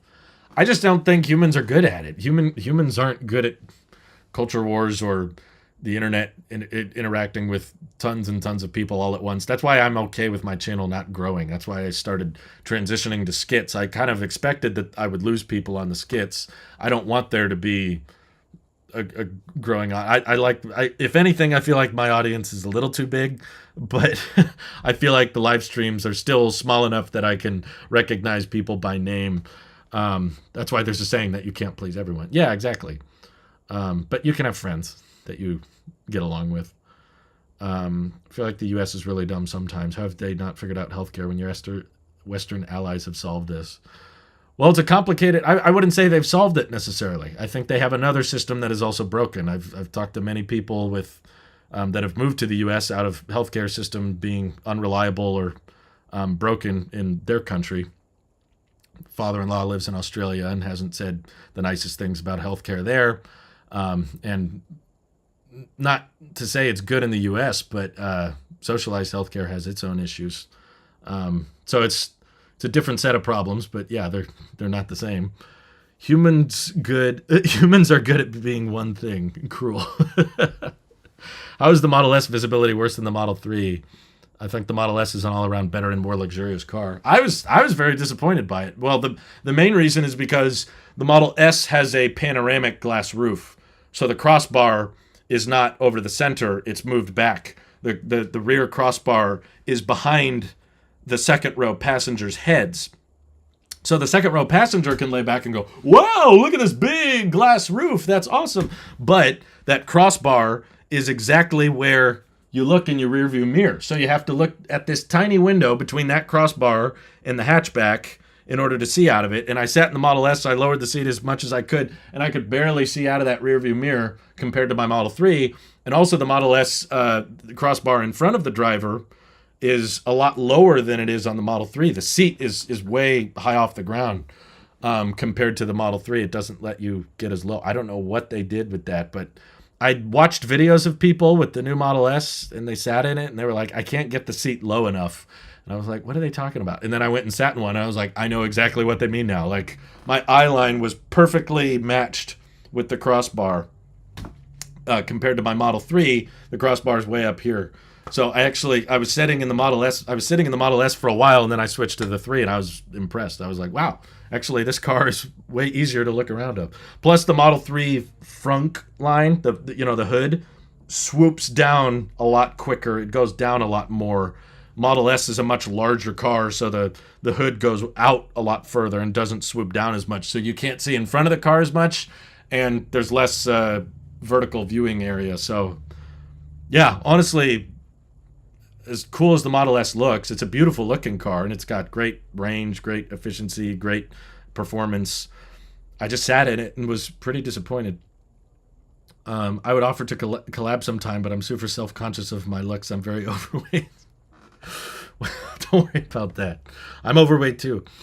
But yeah, it's don't feel stressed by that. We're all human. Your uncle would like Denmark or Sweden. They do a great job. Well, I'm sure the healthcare is better, but immigration is way more complicated in those countries. I don't know if you're aware of that, but it's not as easy to get citizenship, and you need to live in those countries for several years before you even qualify for the Medicare, and the income taxes and the amount you have to pay to the government is much higher than it is here. So, okay, one thing goes down, another thing goes up. Let's see. When are we getting the $25,000 Tesla? Never, in my opinion. Maybe in the used Model 3 market. If you factor in the federal tax credit on a Model S requires you to recline the seat back a bit to get better view. That combines with the pushing the seat forward to scrunch your legs a bit gives it a more sportier feel, but I ain't with it. Well, that was a nice way of justifying it, Mike, but then also admitting, no, that's not what I prefer. I tried it. I was in that for like 20 minutes, adjusting the seat, adjusting the steering wheel, and I couldn't get a sweet spot. And I feel like I'm a pretty average height. I'm 5'11". I'm not like super tall or anything, but I could tell it didn't have the same visibility. Just that overall windshield room is just objectively less than a Model 3. But it has ventilated seats, and it has a better display, and it has a rear screen. So there's luxury features, I guess, but if your main focus is visibility, I would say S's ain't that great. Let's see. I'd rather have a healthcare system I can afford. So how come when we talk finance, we always get into healthcare? I've said I don't like the U.S. healthcare system. I don't like the other countries' healthcare system. I think it's just a complex topic. We didn't have this a few hundred years ago because when you got sick, you just died. But now we have all this medicine and medical technology that's growing exponentially with expenses. So it gets more and more pricey to take care of someone. And you don't want to say no just because they don't have money, but then who pays for all this? And a lot of it is subsidized, honestly. Much of it is, at least where I live in California, if you make under a certain amount, you don't have to pay anything for health care. I have friends that don't have to pay for health insurance because they're under a certain income limit. But if you make more, you pay more. It's kind of just the system we figured out. Is there any way we can dive back into the Apple Card savings account thing? Can I just say, for the record, on the subject of Apple savings, if we're going to stop talking about that because you guys want to talk about other stuff, if Apple makes a checking account option that basically, we've already got the cash card, right? Apple Pay Cash is a debit card, essentially. They call it a cash card, but if you just associated a checking account that had wiring and routing numbers on it, then boom, you would have basically a full-on bank all through Apple, powered by Goldman Sachs, but Apple does all of the work for you. That's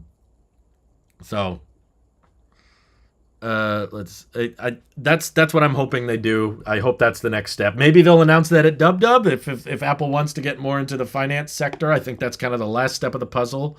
But that's very close at this point. I don't see why they can't go all the way.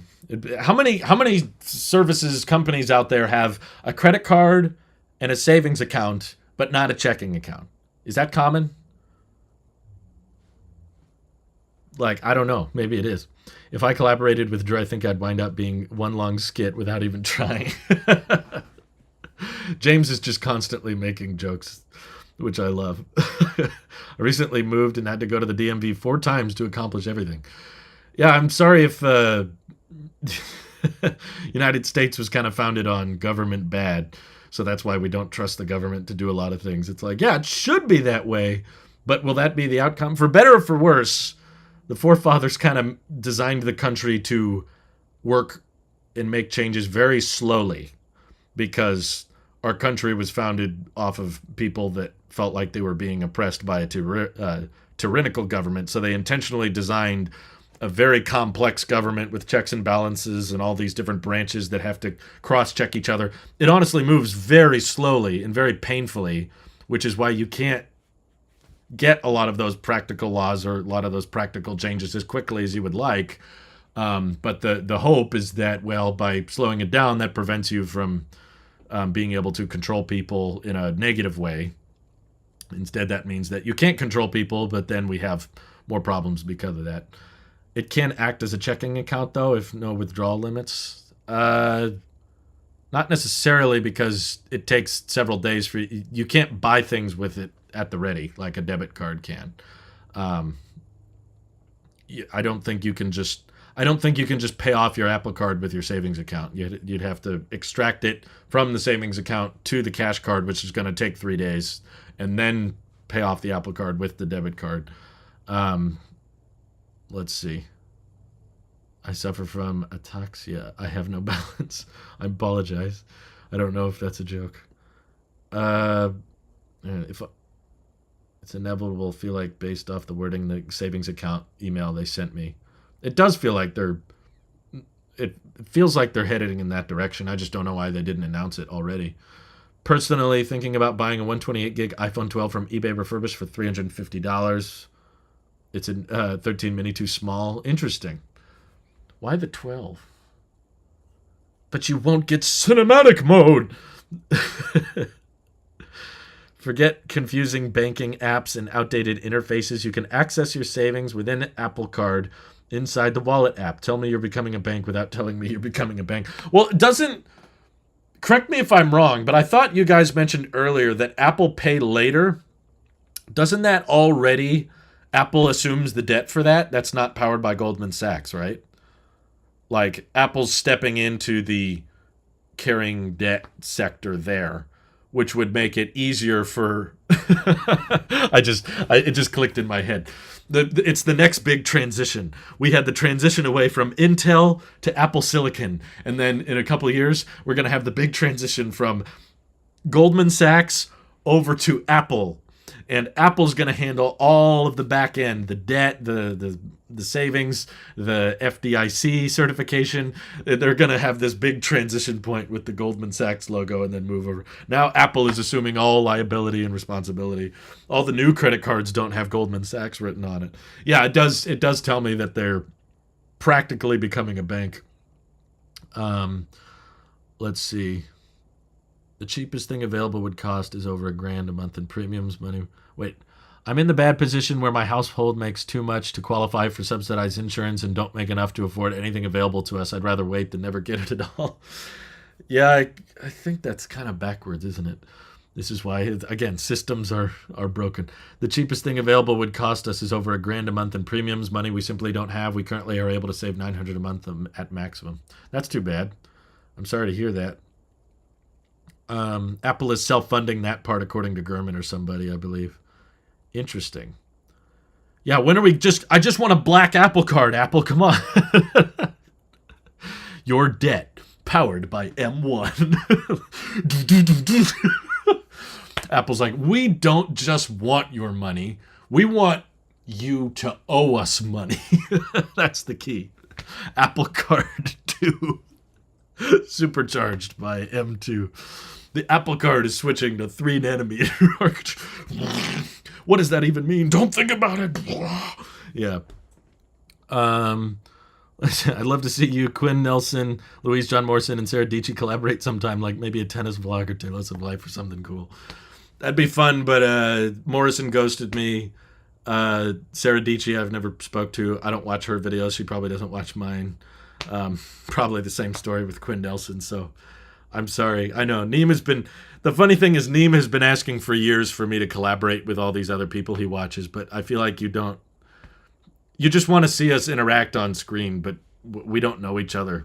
We wouldn't know what to talk about. I don't think it would be as interesting as you think. People forget, but the Bill of Rights was actually a concession to those who opposed ratification of the Constitution. Wait, what? The Senate in particular was used to curb the excesses of democracy, according to Madison. The Founding Fathers were petrified of small democracy. Well, I mean, that's a whole other can of worms. I mean, democracy is not necessarily always a good thing. You can have, especially with small democracy, you can have a bunch of people vote in favor of something wrong, ethically, but that doesn't make it right just because we all voted in favor of it, you know? But yeah, that's a talk about tennis. Okay. We've got the topics in the chat right now are like, the Bill of Rights was meant as an outway. Tennis is fun. So the iPhone 12. It's just that I love live streams. They're so much fun. Imagine a credit card you can run a benchmark on. The benchmark is how quickly can you max out the credit limit. You just put Geekbench on your Apple Card and it puts a maximum charge spent on it. Yeah. We should collab with these really cool guys, Mike, Nick, and Randy. I might have to do that, Scott. Thank you. Are you familiar with Max Tech? He keeps pushing the idea we're going to get a 27-inch iMac Pro. How do you tell these fanboys the prosumer iMac is dead? I've kind of given up on that. To be honest with you guys, if we're getting real here, I'm kind of debating not covering leaks anymore. I haven't decided, but I don't know. I feel jaded. I feel like cheated after the past. I feel like it's been 4 or 5 news stories we've had that I've made videos on. And just to be transparent with you guys, because I don't want you to think I'm putting on a persona or a face or something, it makes me feel icky covering a lot of these leaks. It doesn't feel right a lot of the time to me, especially when there's a news story that drops like, okay, Apple canceled the Pro Display XDR. All right. that's news, I guess. And, you know, we're never going to get confirmation. The updated Pro-Display is what I mean. The one with promotion. Like, I see that news story and I go, okay, that's probably pretty believable because it's from Ross Young. He's been right a lot. And Apple's never going to come out and say it, that they canceled an internal monitor project. So that's why I felt comfortable talking about it. So I do the video, and then like one day goes by, and Ming-Chi Kuo comes forward and says, no, they're still doing it just next year. And then Ross Young says, yeah, they might do it next year, actually. So I'm like, and it wasn't just that. You know, we had the same thing happen with iOS 17 rumors, and that was both from the same news site, which I appreciate the rumors they do, and I'm not saying everyone's lying, but it feels contradictory when they say, okay, iOS 17 is not coming to the iPhone 10. And I'm like, okay, that's the news. And we do a whole live stream and we talk about it. And then a day later they go, actually it is. I'm like, okay, so now no matter what happens, you can say you were right. The rumors aren't really pointing. All the rumors are pointing to is not one outcome or the other. They're pointing to the fact that they don't know what they're talking about. And to me, when you have constant, yeah, like Scott's saying, the volume buttons are changing. Actually, they're not changing. Or they don't have Touch ID. Actually, they're not having Touch ID. When they're constantly contradicting themselves, they lose all validity. Because I feel like anytime I report on these subjects, I'm one day away from another report saying, actually, that's not true. So to me, that kind of kills and I'm making money off of these videos, right? This is my livelihood. So if I do a video covering a leak and it makes money, and then I do a video a week later on actually that last leak isn't true and I make more money on that, then I'm just like basically profiting off of confusing people. And I don't like that. And it's kind of made me want to lean more towards maybe I shouldn't cover the rumors as much or the leaks as much, and I should just focus on what's actually out. Like today, Apple launched a new Apple Card, contradicting. I know these are. You could make a Tailosive official dictionary with all of the words I've made up over the over the years. This is what happens when a college dropout becomes a YouTuber. But I know I'm terrible. But we get some lighter brightness on this screen. It's getting kind of dark. I was relying on natural light, but I don't feel great about it. I feel like I'm kind of cheating you guys. I don't want to like report on rumors that have no meaning or no validity. And I saw some people, because I ran polls on it, and it seems like most of you guys want me to keep covering leaks. So I'll probably keep covering them just because it seems to be what you guys want. But I'm still torn on it, because a lot of people were like, well, just cover the official leaks. And it's like, I don't know who to believe anymore. Like, the guys that are ticking me off these days are the ones that I thought were the most valid, you know, Ming-Chi Kuo or Gurman or Ross Young. And they're just going back and forth constantly now. And you feel like they changed their mind at the last second anyway. And I'm like, okay, well, basically what I'm trying to say is I don't think there are like trustworthy leakers anymore, because they're all getting too much street cred or too much ego buildup to the point where they feel like they have to say something all the time. Otherwise they're not relevant, or otherwise they can't get enough clicks or whatever. So they just speak too soon. It's not necessarily that they're lying. It's just that there are tons of news reports that are not confirmed. So they just report them way too early as if they're confirmed, but then later on have to take it back and reverse it. In which case, now I feel like I can't really trust any of it. So I don't know. It feels less valuable to me now than before. Even if the leaks weren't true or not, at least they were consistent. So I could say, well, this is what's rumored. But now I feel like I can't even say what's rumored. Well, some rumors say this and some rumors say this. So basically that's me saying I don't know. Might as well just say we don't know. That's basically the same conclusion. And I don't like that feeling of cheating you guys or reporting on things as if, or alluding to things that we really don't know. And it's important to take all your leaks with a grain of salt, but it just feels like a waste of time, I guess, to report on something and then go, No, wait, never mind. Like every time. That's happened like 5 times in the past month.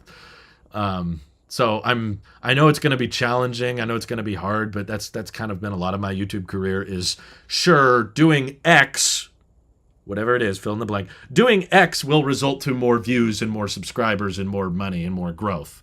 But is X the right thing to do? Is doing X the most ethical thing to do? You could put that as drama videos. Like I figured out early on that doing reaction videos got a lot of views, but I didn't like the audience it brought, and I didn't like the toxicity that it turned communities against each other and made everyone into like a team player. So that's why I was like, okay, I could do more reaction videos and get a lot of clicks, but I don't like audiences turning into, battles or armies that fight each other. And I don't like I felt like the concept of doing a response video where you're watching and then you pause it and take down, here's why his argument's wrong. And then you keep playing it. That way of countering someone never, it's not fair because they don't have a chance to, it's not a discussion. You're just taking them apart piece by piece. So that's why I stopped doing the reaction videos, even though they were performing very, very well analytically. And there's probably a bunch of you guys that found my channel because I did reaction videos. I just didn't feel right doing them. Same thing with, you could say clickbait. You could say using confirmed or using official leaks. Here you go in the title. Revealed, doing stuff like that does result in more clicks, more growth, more money, but it's not necessarily the right thing. It's not necessarily the most ethical thing. Or a more debatable one would be sponsorships. I'm not saying they're evil or anything. There's lots of channels that do sponsorships, and I got no problem if you want to do it. I just figured, sure, sponsors will result in more money, maybe more growth, you could argue, because you have more money to put into the channel. But does that drive you away from your audience or closer to your audience? In my opinion, it drives you more closer to interacting with a brand, and your goal is now to maintain that brand relationship rather than maintain that audience relationship, because I feel like most audience members are kind of sick of sponsorships. It's a lot of my challenges and a lot of my dilemmas I run into with YouTube creation come back to, is this the right thing to do?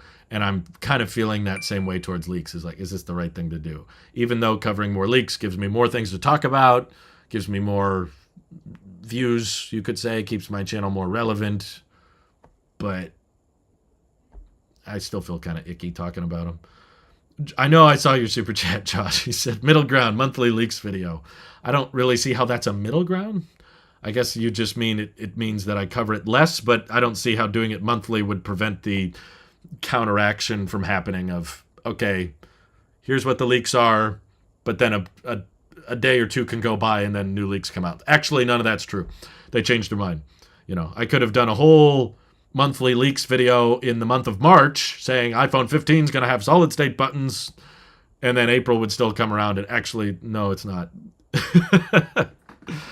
I don't think you should stop covering them entirely, but cutting back in favor of other ideas sounds great. Well, thank you, Crispy Joking Tuna. I love when I get the most meaningful, insightful, really thoughtful comments. Like, I'm so grateful for you and I appreciate you and all the work you do. From the user XXX underscore, massive tuna destroyer 5000. Thank you for saying that. I'll get an iMac when Drew finally sends me the 50 of them he has promised me over the years. What? Since when? At least you didn't put confirmed in the title and claim you have next year's phone design and then get proven wrong in a year and then no one remembers. No, I don't think that happened. I don't think that's happened to anyone, Scott. I don't know what you're talking about. Best not to be a part of the problem, but nevertheless, we enjoy your commentary. Thanks, Mike. I miss you on the podcast last week. Neem super chatted, you ever going to consider going on Jubilee sometime, Drew? I don't even know what the frick that is, so probably not. I'm trying to minimize, I don't know if you guys have caught this, but I've basically left Discord.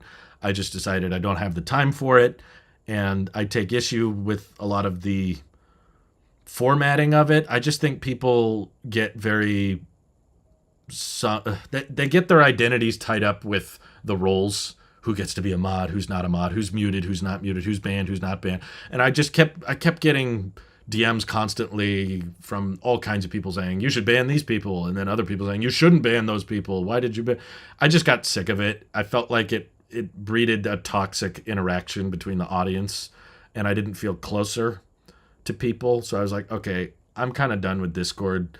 I don't feel like what I was getting. Thank you, Josh, for summarizing the name. Yeah. Discord causes too much discord. Thank you, James. You summarized it perfectly. I can't figure out what fundamentally it is, but it brings out the worst in people, I feel like. I felt like I get along with individuals through Twitter or through YouTube or whatever just fine, through the live streams or what have you. But there was something about interacting with people through those channels that just didn't work properly. So I was just like, I'm kind of done with it. So I'm trying to streamline where I'm active. I'm not trying to be active on as many platforms as possible, but I'm spending more time on Twitter now because even though I don't like a lot of what Elon's done, and I complain about Elon a lot, believe it or not, I still want Twitter to succeed. And I'm very well established on YouTube. That's how you guys watch me. That's probably how you found me, was YouTube. I just feel like this is the largest, most popular video site in the world, and most of my business is videos. So that's why I'm like, okay, I'm going to be here on YouTube and try to be as active as I can here. And also, I get a lot of my news from Twitter, and I cover a lot of things that I find on Twitter. That's just the easiest way for me to stay in the know of what's going on. So those are just my two most active platforms. Everything else has basically been pushed to the back. So that's why I'm massive tuna destroyer. I'm changing my Twitter. You guys really like that, huh? Bob O'Mara, thank you for the super chat. If you fail to report leaks, it diminishes those that actually do turn out true. Everyone knows it's an inconsistent journey. We enjoy watching you. Not true is largely beyond your control. Well, thank you for saying that, Bob. It diminishes those that actually do turn out true. Well, I guess the problem is if you're constantly, the problem I have with that is if you're constantly reporting one rumor and obviously one of the rumors about the iPhone 15 buttons is going to be true. But the point is, if you're going back and forth on them all the time, it kind of diminishes all meaning. Either the iPhone 15 will have solid-state buttons or it won't. It might, and it might not. And then it comes out and it doesn't have them. Well, see, I told you. It's like, okay. Great. Do a Tailosive Facebook group instead. Oh, God. I don't know. I just don't have the time. I can't stay active on this many platforms. I don't think I would get much out of it, to be honest. Drew found my alternate account. Time to create a new one and comment silly things. Every leak that comes out, you should say the opposite is going to happen. Your credibility would skyrocket. That's a good way of putting it. You could upload a short cinematic video in like 240p and make it look awful and call it shot on MacBook. Guys, I'm so excited to tell you this whole video was shot on a MacBook. Doesn't have any buttons and you can never turn it off. After the Square Apple Watch, I stopped believing in leaks. Yeah, see, that was another big one. Everyone was all saying the same thing, and we all thought we knew what was going to happen, and then the complete opposite happened. And it was like, okay, I'm profiting off of these rumors, and then they're all wrong. I don't know. I just feel kind of weird about it. I don't know. I also feel bad about not doing them because the poll was pretty overwhelmingly in support. It was like over 75% of people voted in favor of me doing them. Instead of reporting on the leaks as if it's true, just use the opportunity to make a discussion about whether or not you think that Apple should do it. That's not a bad solution, Ben. I feel like I'm kind of doing that already, but I don't know. I just feel like that's like, it's saying you're not playing the game, but also still playing it. It's kind of like, it annoys me when YouTubers are like, well, I'm intentionally trying to make an obnoxiously clickbait video by putting something crazy in the title and thumbnail and doing this. It's like, it's a joke. I'm mocking other YouTubers that do it. It's like, yeah, but you're still doing it. It's still, I don't know. It's like, oh, it's just, I'm mocking companies that are offering all of these 24-month finance programs by also selling my own merch with finance programs. It's like, because that's so crazy that they do it, and I'm mocking how they do it by also doing it. I'm like, yeah, but you're, just by acknowledging that you're doing it, that doesn't mean you're not doing it. I feel like movies do that a lot. Like, self-aware movies, they joke about how they aren't realistic, or they joke about how the climax is not it's not climactic. It's like, okay, but that doesn't mean you're immune to it. Well, at least I acknowledged I'm doing it. No, you're still baiting people. You're still doing the exact same thing. Thank you, Bob O'Mara, for signing up for Tailosive Tech Plus. Wow, that was generous of you. I'm still glad the Square Apple Watch doesn't exist. Me too, Dylan. I don't think it would be comfortable, to be honest. I don't know. Sometimes I feel like these leakers just make it up as they go along. At the very least, I feel like it just started making up leaks. I'd be just as correct as these so-called leakers. I feel like you can basically never know if it's true or not, and that's part of the reason I still feel icky about it. Is kind of like what Scott Stowell is saying in the chat. He's saying that, how do you know that these leakers, these sources, aren't just making stuff up? If they keep doing this year after year, this thing of, oh, they might do this, actually they're not, you'll never know. We can never get evidence for sure. We'll never know officially if they are lying or not, other than just, dude, trust me, bro, you know? Like, well, he wouldn't do that. It's like, what? Someone wouldn't make up a unverifiable source that everyone's going to forget about in a year just for the sake of getting more views and getting more clicks and getting more street credibility. They wouldn't do that, would they? It's like, no, of course they would. Of course they can. Like, that's why I'm so grateful I'm not a leaker. It's because there's there's no point in me lying, because most of my channel is just me expressing my opinion on things. What do I have to gain from lying from that? Whereas if you're a leaker, or a so-called, you think you're a leaker, it sounds like a cool game show. Welcome back to So You Think You're a Leaker. It's like, they have a lot to gain by lying. They have a lot financially, ego-wise, clout-wise, street credibility-wise. They have so much to gain by faking leaks. And it's so easy for them to fake. I'm not saying all of them are, but at least some of them? Very, very high likelihood, in my opinion. Or at least, maybe not fake, but they believe more of their sources. You know, you probably get, we know already that many of these news sites are getting multiple sources that disagree with each other. And maybe in the old days, they used to say, yeah, that source isn't as trustworthy, we're going to go with this source. Let's pick a narrative and stick to it. Opposed to now, where they just report on all of them simultaneously. It's like, okay. Because you think you'll get more street cred. One-off remarks are mockery. Doing the same thing but acknowledging it is somehow worse than the people who do it unironically. Interesting perspective, Dylan. I'm trying to decide why do you think it's worse? I don't disagree with that. I'm just trying to pick your brain. Why do you think acknowledging it but still doing it is worse than people doing it unironically? Because I would argue people that are clickbaiting and deceiving in the title and thumbnail intentionally, not acknowledging that they're being obnoxious or overdoing it, is just, it feels more like stupidity. It just feels more like incompetence. So is the logic of that, it's better to be incompetent than malicious? Maybe I can understand that viewpoint more. I don't know. I'm a leaker now. Apple is planning to add a V8 Chrysler engine to the Mac Pro. But Joshua, you forgot the most important part. You have to say, but they also might change their plans. So we don't know. To me, you are profiting off fun. To me, leaks not serious. That is why I like your skits. It is all in good fun. Don't sweat it. Have fun. Well, thank you, Elizabeth. I appreciate that. I guess the mockery of it in the form of skits or comedic purposes is another way of justifying, okay, well, I'm not profiting off of the leak per se, but I am making fun of the situation while acknowledging that it's quite possible it won't happen.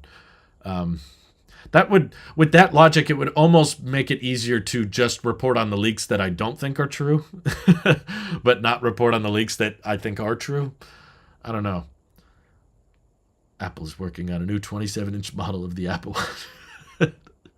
That's wonderful. From the outside, someone who makes something up and it never happened and someone who leaks true info at the same time, then Apple changes course looks the same. Right. The outcome is identical either way. And do you want to reward those leakers? Do you want to reward that behavior? People just put a fake title and then it opens Rick Astley music video. Well, that's an old-fashioned thing.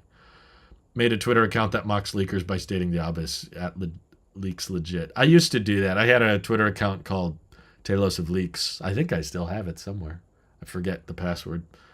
Just make the skit 80% of the video. Skits are hard to make that long. I mean, you guys notice it. Most people get annoyed when I make a skit that's like 2 minutes. Usually those are pretty complicated. I actually think the skits tend to be funnier when they're shorter. If a skit does turn into 90 seconds to 2 minutes, it's usually not as funny. So I want them to be funny, but I also don't want to like completely tank the discussion portion of the channel, because I do see what the chat is saying about like doing a video on why the leak is not likely is valuable. Like putting out a viewpoint of, hey, this is why I don't think you should believe this report. This is what all of the rumors are saying. If you want a Tailosive Skits, that's basically Tailosive Shorts. That's a YouTube channel that Mike in the chat has been working really hard on. He's been posting a lot of shorts over there. He just basically converts all of our skits into 60-second vertical video. Do a video that's called No Skit, then do 90% of the video. Joshua Miller is just constantly asking me to clickbait. Every time we're doing a behind-the-scenes live stream or something, I'm like, what do you think I should title this video? They're always like, Joshua's always like, make it say, confirmed, official. He's like, and then put your face in the title doing this. He always wants me to do it. And I'm like, dude, so you want me to do everything like everybody else? Wow, someone actually made the Massive Tuna Destroyer account. I heard you called me out. Bruh, he had to make that account, subscribe to this channel, wait the 5 minutes before he could type in the chat. That's dedication. Good on you. Look at what Gurman did. He started the dumb rumor that the Mac Studio was dead, and now he says there's new ones coming. I think he got real leaked info that contradicted his made-up rumor. I hope that's not the case. You know, I'm willing to give people the benefit of the doubt. I don't think that's what happened. I don't think Mark Gurman is making up stuff. I'm not going to name names of people that I think are making up stuff. But the point is, we'll never really know. We can guess. But there is massive, especially for leakers that write articles that drive internet traffic to their site, there is so much motivation for them to lie. They can so easily do it and very easily back themselves out of it down the road. Actually, that rumor's not true, or actually Apple canceled that product and changed plan. You know, there's so many easy ways for them to... There's no accountability. Like, there's no liability, but everything to gain. And I guess that the way I'm taking it, the way you guys are talking about it, because Bob O'Hara did make a good point about we're not watching it because we think it's true. We're watching it to get your perspective on it. The way you guys are phrasing it is making me feel like, okay, I should cover leaks because I'll have a more critical eye towards them. Like, it would be beneficial to have someone that, at least someone in the leak community, should look at everything more skeptical, or at least poke holes in things that don't quite make sense. The only downside, of course, is I'm not right most of the time. My own speculation and my own predictions usually don't end up being right. So I'm not the most accurate guy to sift through leaks and try to figure out which ones are real or not. You guys fill in the gaps. I don't need to say the names. You guys know who I'm talking about. I feel very satisfied that my username has become a joke. My evil plan has come to fruition.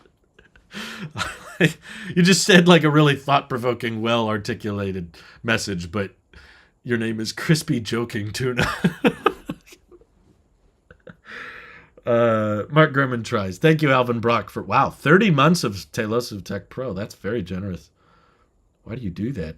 I need you to shatter my hopes, Drew, so when the leaks do happen, I'm actually surprised. I mean, wait, what?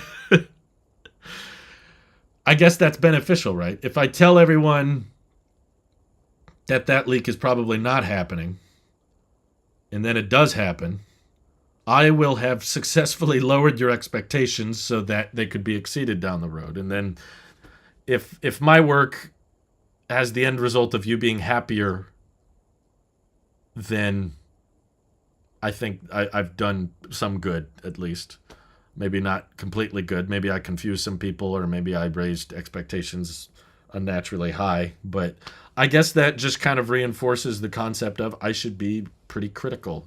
I should lean on the side of caution. I should try to be more pessimistic about, expect the prices to go up. iPhone 15 Pro, 15 Ultra, they're probably getting price hikes with the Thunderbolt and the Titanium, and the prices aren't going to be where you want them to be, and Apple's going to prioritize margins or do something that upsets you, like put slower USB-C ports. So maybe cling on harder to the bad news. But then, I do that, and some people are like, you're just trying to do Apple hate pieces because you hate Apple, and bad Apple videos do well. And I'm like, not really. I mean, I'm the Apple sheep. I love the new savings account. I use an Apple Watch. I'm using a MacBook, and I got my iMac as a light source. I use my phone, my iPhone 10 from all these years ago, and I'm getting more nostalgic as of lately. I feel like a pretty hardcore Apple guy. I just think we should maybe assume them to do the more corrupt businessy thing rather than the let's make a great deal and a great product for a great price type thing, even though I do think a lot of it is great. And I do appreciate Apple for existing. I'm glad that they make products and services that people enjoy. And I'm willing to give the benefit of the doubt and say, I think most people that use Apple products can afford them responsibly, and they don't have to get into debt over it, and they make them last a long time, and most people probably aren't upgrading every year and that kind of thing. So it's an overall, there's some flaws with our capitalist society, of course. There's tons of flaws, but there's a lot of good that comes out of it too. Yep, Apple sucks now, and it's your fault, Drew. I apologize. It's on me. You're my favorite Apple News YouTuber because you're skeptical and don't fall for everything as confirmed. Well, I do try to fight. That. Let's see. We need a 10 terabyte iPhone. Wait, James, are you actually Big Truck Series Review Motorsports? Because he's been commenting on every one of my videos. I'm not upgrading till I get 2 terabytes. After he commented for like 2 years about getting a 1 terabyte iPhone, now he's commenting every video about 2 terabytes. So now I'm like, all right. He's just going to ask for 4 terabytes once they give him 2. Ever since the Apple Watch Series 7 leaks were false, I haven't paid attention to leaks as much. That's probably fair. There's not as much to gain from it. Long until we get a 2 terabyte iPhone. I'll guess 3 or 4 years. Make a video called I Ruined Apple. What did I do? In all honesty. Nobody predicted Dynamic Island, just the hole for it. Well, Burkhart always loves pointing out that there was this one tiny sentence at the end of a Mac Rumors article that actually did describe what Dynamic Island was. They didn't use the word Dynamic Island, but they said that it would animate and change to show widgets and activities and stuff. And it was such a small little sentence in the article that no one caught it. But there was technically one little report that ended up being true. Let's see. Saving is better than spending. Buddha. I believe it was Gandhi who said, I freaking love the Apple Card savings account. Great quote. That'd be a great...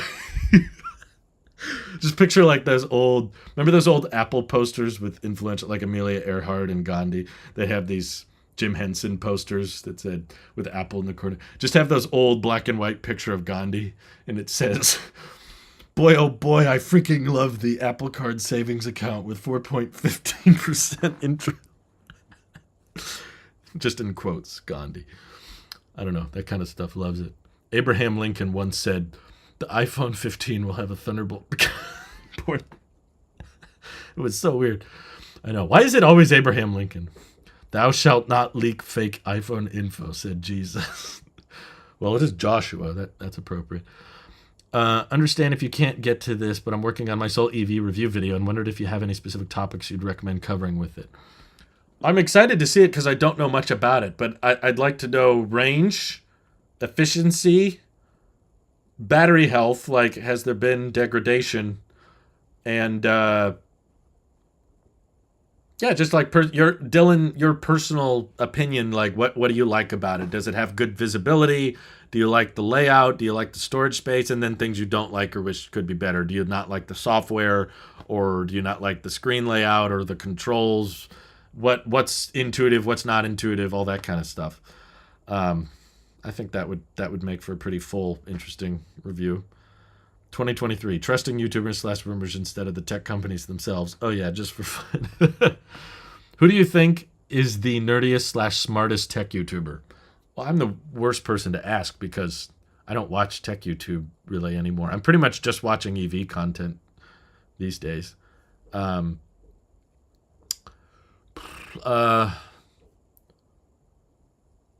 trying to think. I want to say, like, I haven't watched Luke in a long time, but I feel like in terms of just sheer depth of knowledge, I was always very impressed by Quinn Nelson. Sorry, I don't know why I suddenly got a lisp. Quinn Nelson. I love watching Snazzy Labs. But I don't know. I just, something about how every subject, whether it was EVs or headphones or speakers or credit cards or cameras, I just feel like every video or every genre of tech he got into, building PCs or building Hackintoshes or building in all the code and firmware and Apple Silicon Macs, tearing them down and stuff. I don't know. I just feel like Quinn Nelson always was able to dive super, super deep into every tech field he covered. Again, I don't watch that many tech YouTubers, so there might be someone else with a deeper depth. Maybe Mr. Who's the Boss or Jerry Rig Everything feels fairly knowledgeable as well. Flossie Carter's smart too. He definitely always seems to know what he's talking about. That's true. The next iPhone will be 100% edible. Gandhi, Michael Scott. If you have any good used Tesla buying experience channels, I'm all ears. Totally asking for a friend. Do I have one? I don't know of a channel that just like routinely buys used Teslas, but whatever your budget is, like I don't know if your budget is $25,000 or your budget is $35,000, just look up used Tesla at that price, and there's probably a YouTube channel. I watched one a while ago. Let me see if I can find it. It was a couple months ago though. I gotta go here in a couple minutes, guys, but I should find. I think a guy bought a $25,000 Model S. That was pretty old. My own video shows up. Dang it. Twice.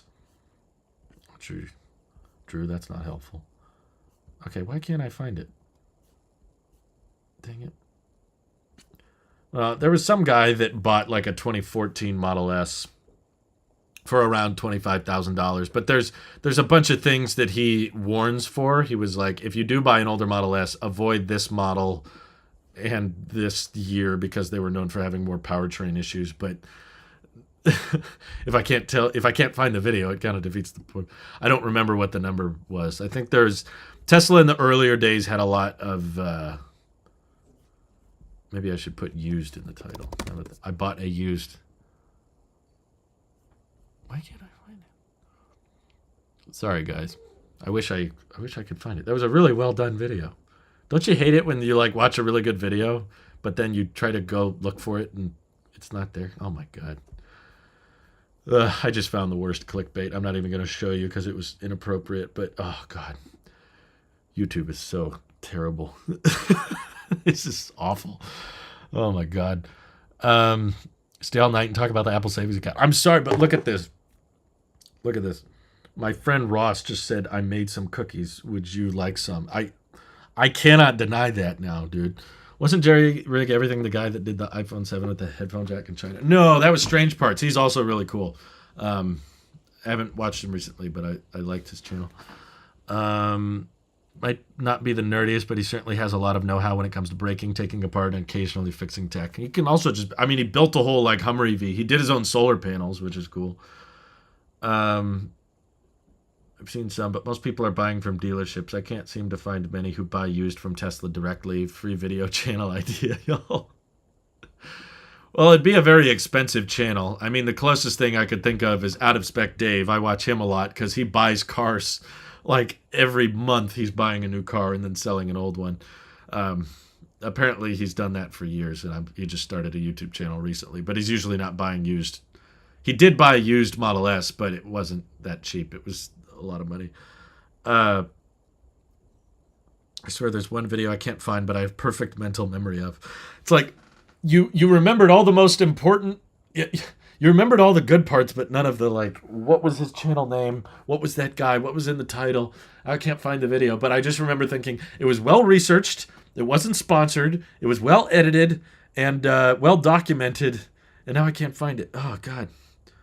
I need to click the like button more often, especially when I mean it. I mean, I don't like the channels that say, click the like button. Don't click the like button just because someone asked you to. That's stupid. But when someone does a genuine good job and you really want to remember that video, that's when it makes sense to click it. You know, you want to find it later. There's a good reason I only use CarPlay. Oh, okay. That's a good hint. Thank you, Dylan. Today is the first ever live stream of yours when I'm actually in your time zone on holiday in Vancouver at the moment. Oh, congratulations. That's neat. We were not probably that far from you. I was like a couple minutes from Canada just a couple days ago. That's funny. Oh, that's interesting. Why are we returning? I don't know. Sorry. I'm getting all kinds of emails now. All right. I appreciate you guys being supportive of me checking out my cookies. Please accept these cookies if you don't mind. You watch tech videos, otherwise you don't edit your videos properly. Well, that's correct, James. I don't edit my videos properly. Will iPhone 20 do a new number scheme? I hope so. I think they should switch away from the number scheme before they get to 20. Maybe this is the year. Who knows? Maybe we don't get iPhone 15. They change it to something else. I watched a great one the other day of a guy who bought the cheapest used long-range rear-wheel drive. That's a good model. I think I may have seen that one. Is that the guy from the Inside EVs podcast? He bought like a used long-range rear-wheel drive for like $40,000, I think, and it had full self-driving, which was amazing. The YouTuber you're talking about is Griffin Sander. Is it really? I gotta go here, but I want to know. Yes. How did you know? What? Where's the video? Where's the video? Okay, I think I found it. Is a used high mileage 2013. I think that's it. What to look for? Yeah, this is it. Thank you. Oh my God, I appreciate you guys so much. Who was that? EDG Tech. Thank you so much. I'll put the link in the chat. It was a really well done video, and I couldn't find it. But yeah, he spent $25,000 on that Model S, and he watched that. EDG watched that too. Slack says, "I told you." Sorry, did you? You did say it earlier. Okay, sorry, Slack. But yeah, great channel. The number scheme switches to binary this year. Wait, binary? What is that? 2023's iPhone probably is not the iPhone 15, but it's a 7. Yeah, that was how many views did that video get? Wow, 500,000 views. Okay, he deserves it. It's a pretty old video, but yeah, he tells you exactly what to avoid and what to look for when buying a used Model S for cheap. So shout out to, gotta remember that name next time. Griffin Sander. He's an amazing YouTuber. Even though I've just watched one video, it was amazing. So thank you all for watching. I appreciate the super chats and our new channel members. I will see you guys in the next live stream. And I appreciate you guys helping me try to figure out what this channel is, what we're doing here, what the heck is going on. I appreciate you guys, and I hope you have an excellent rest of your day. Take care. Bye-bye.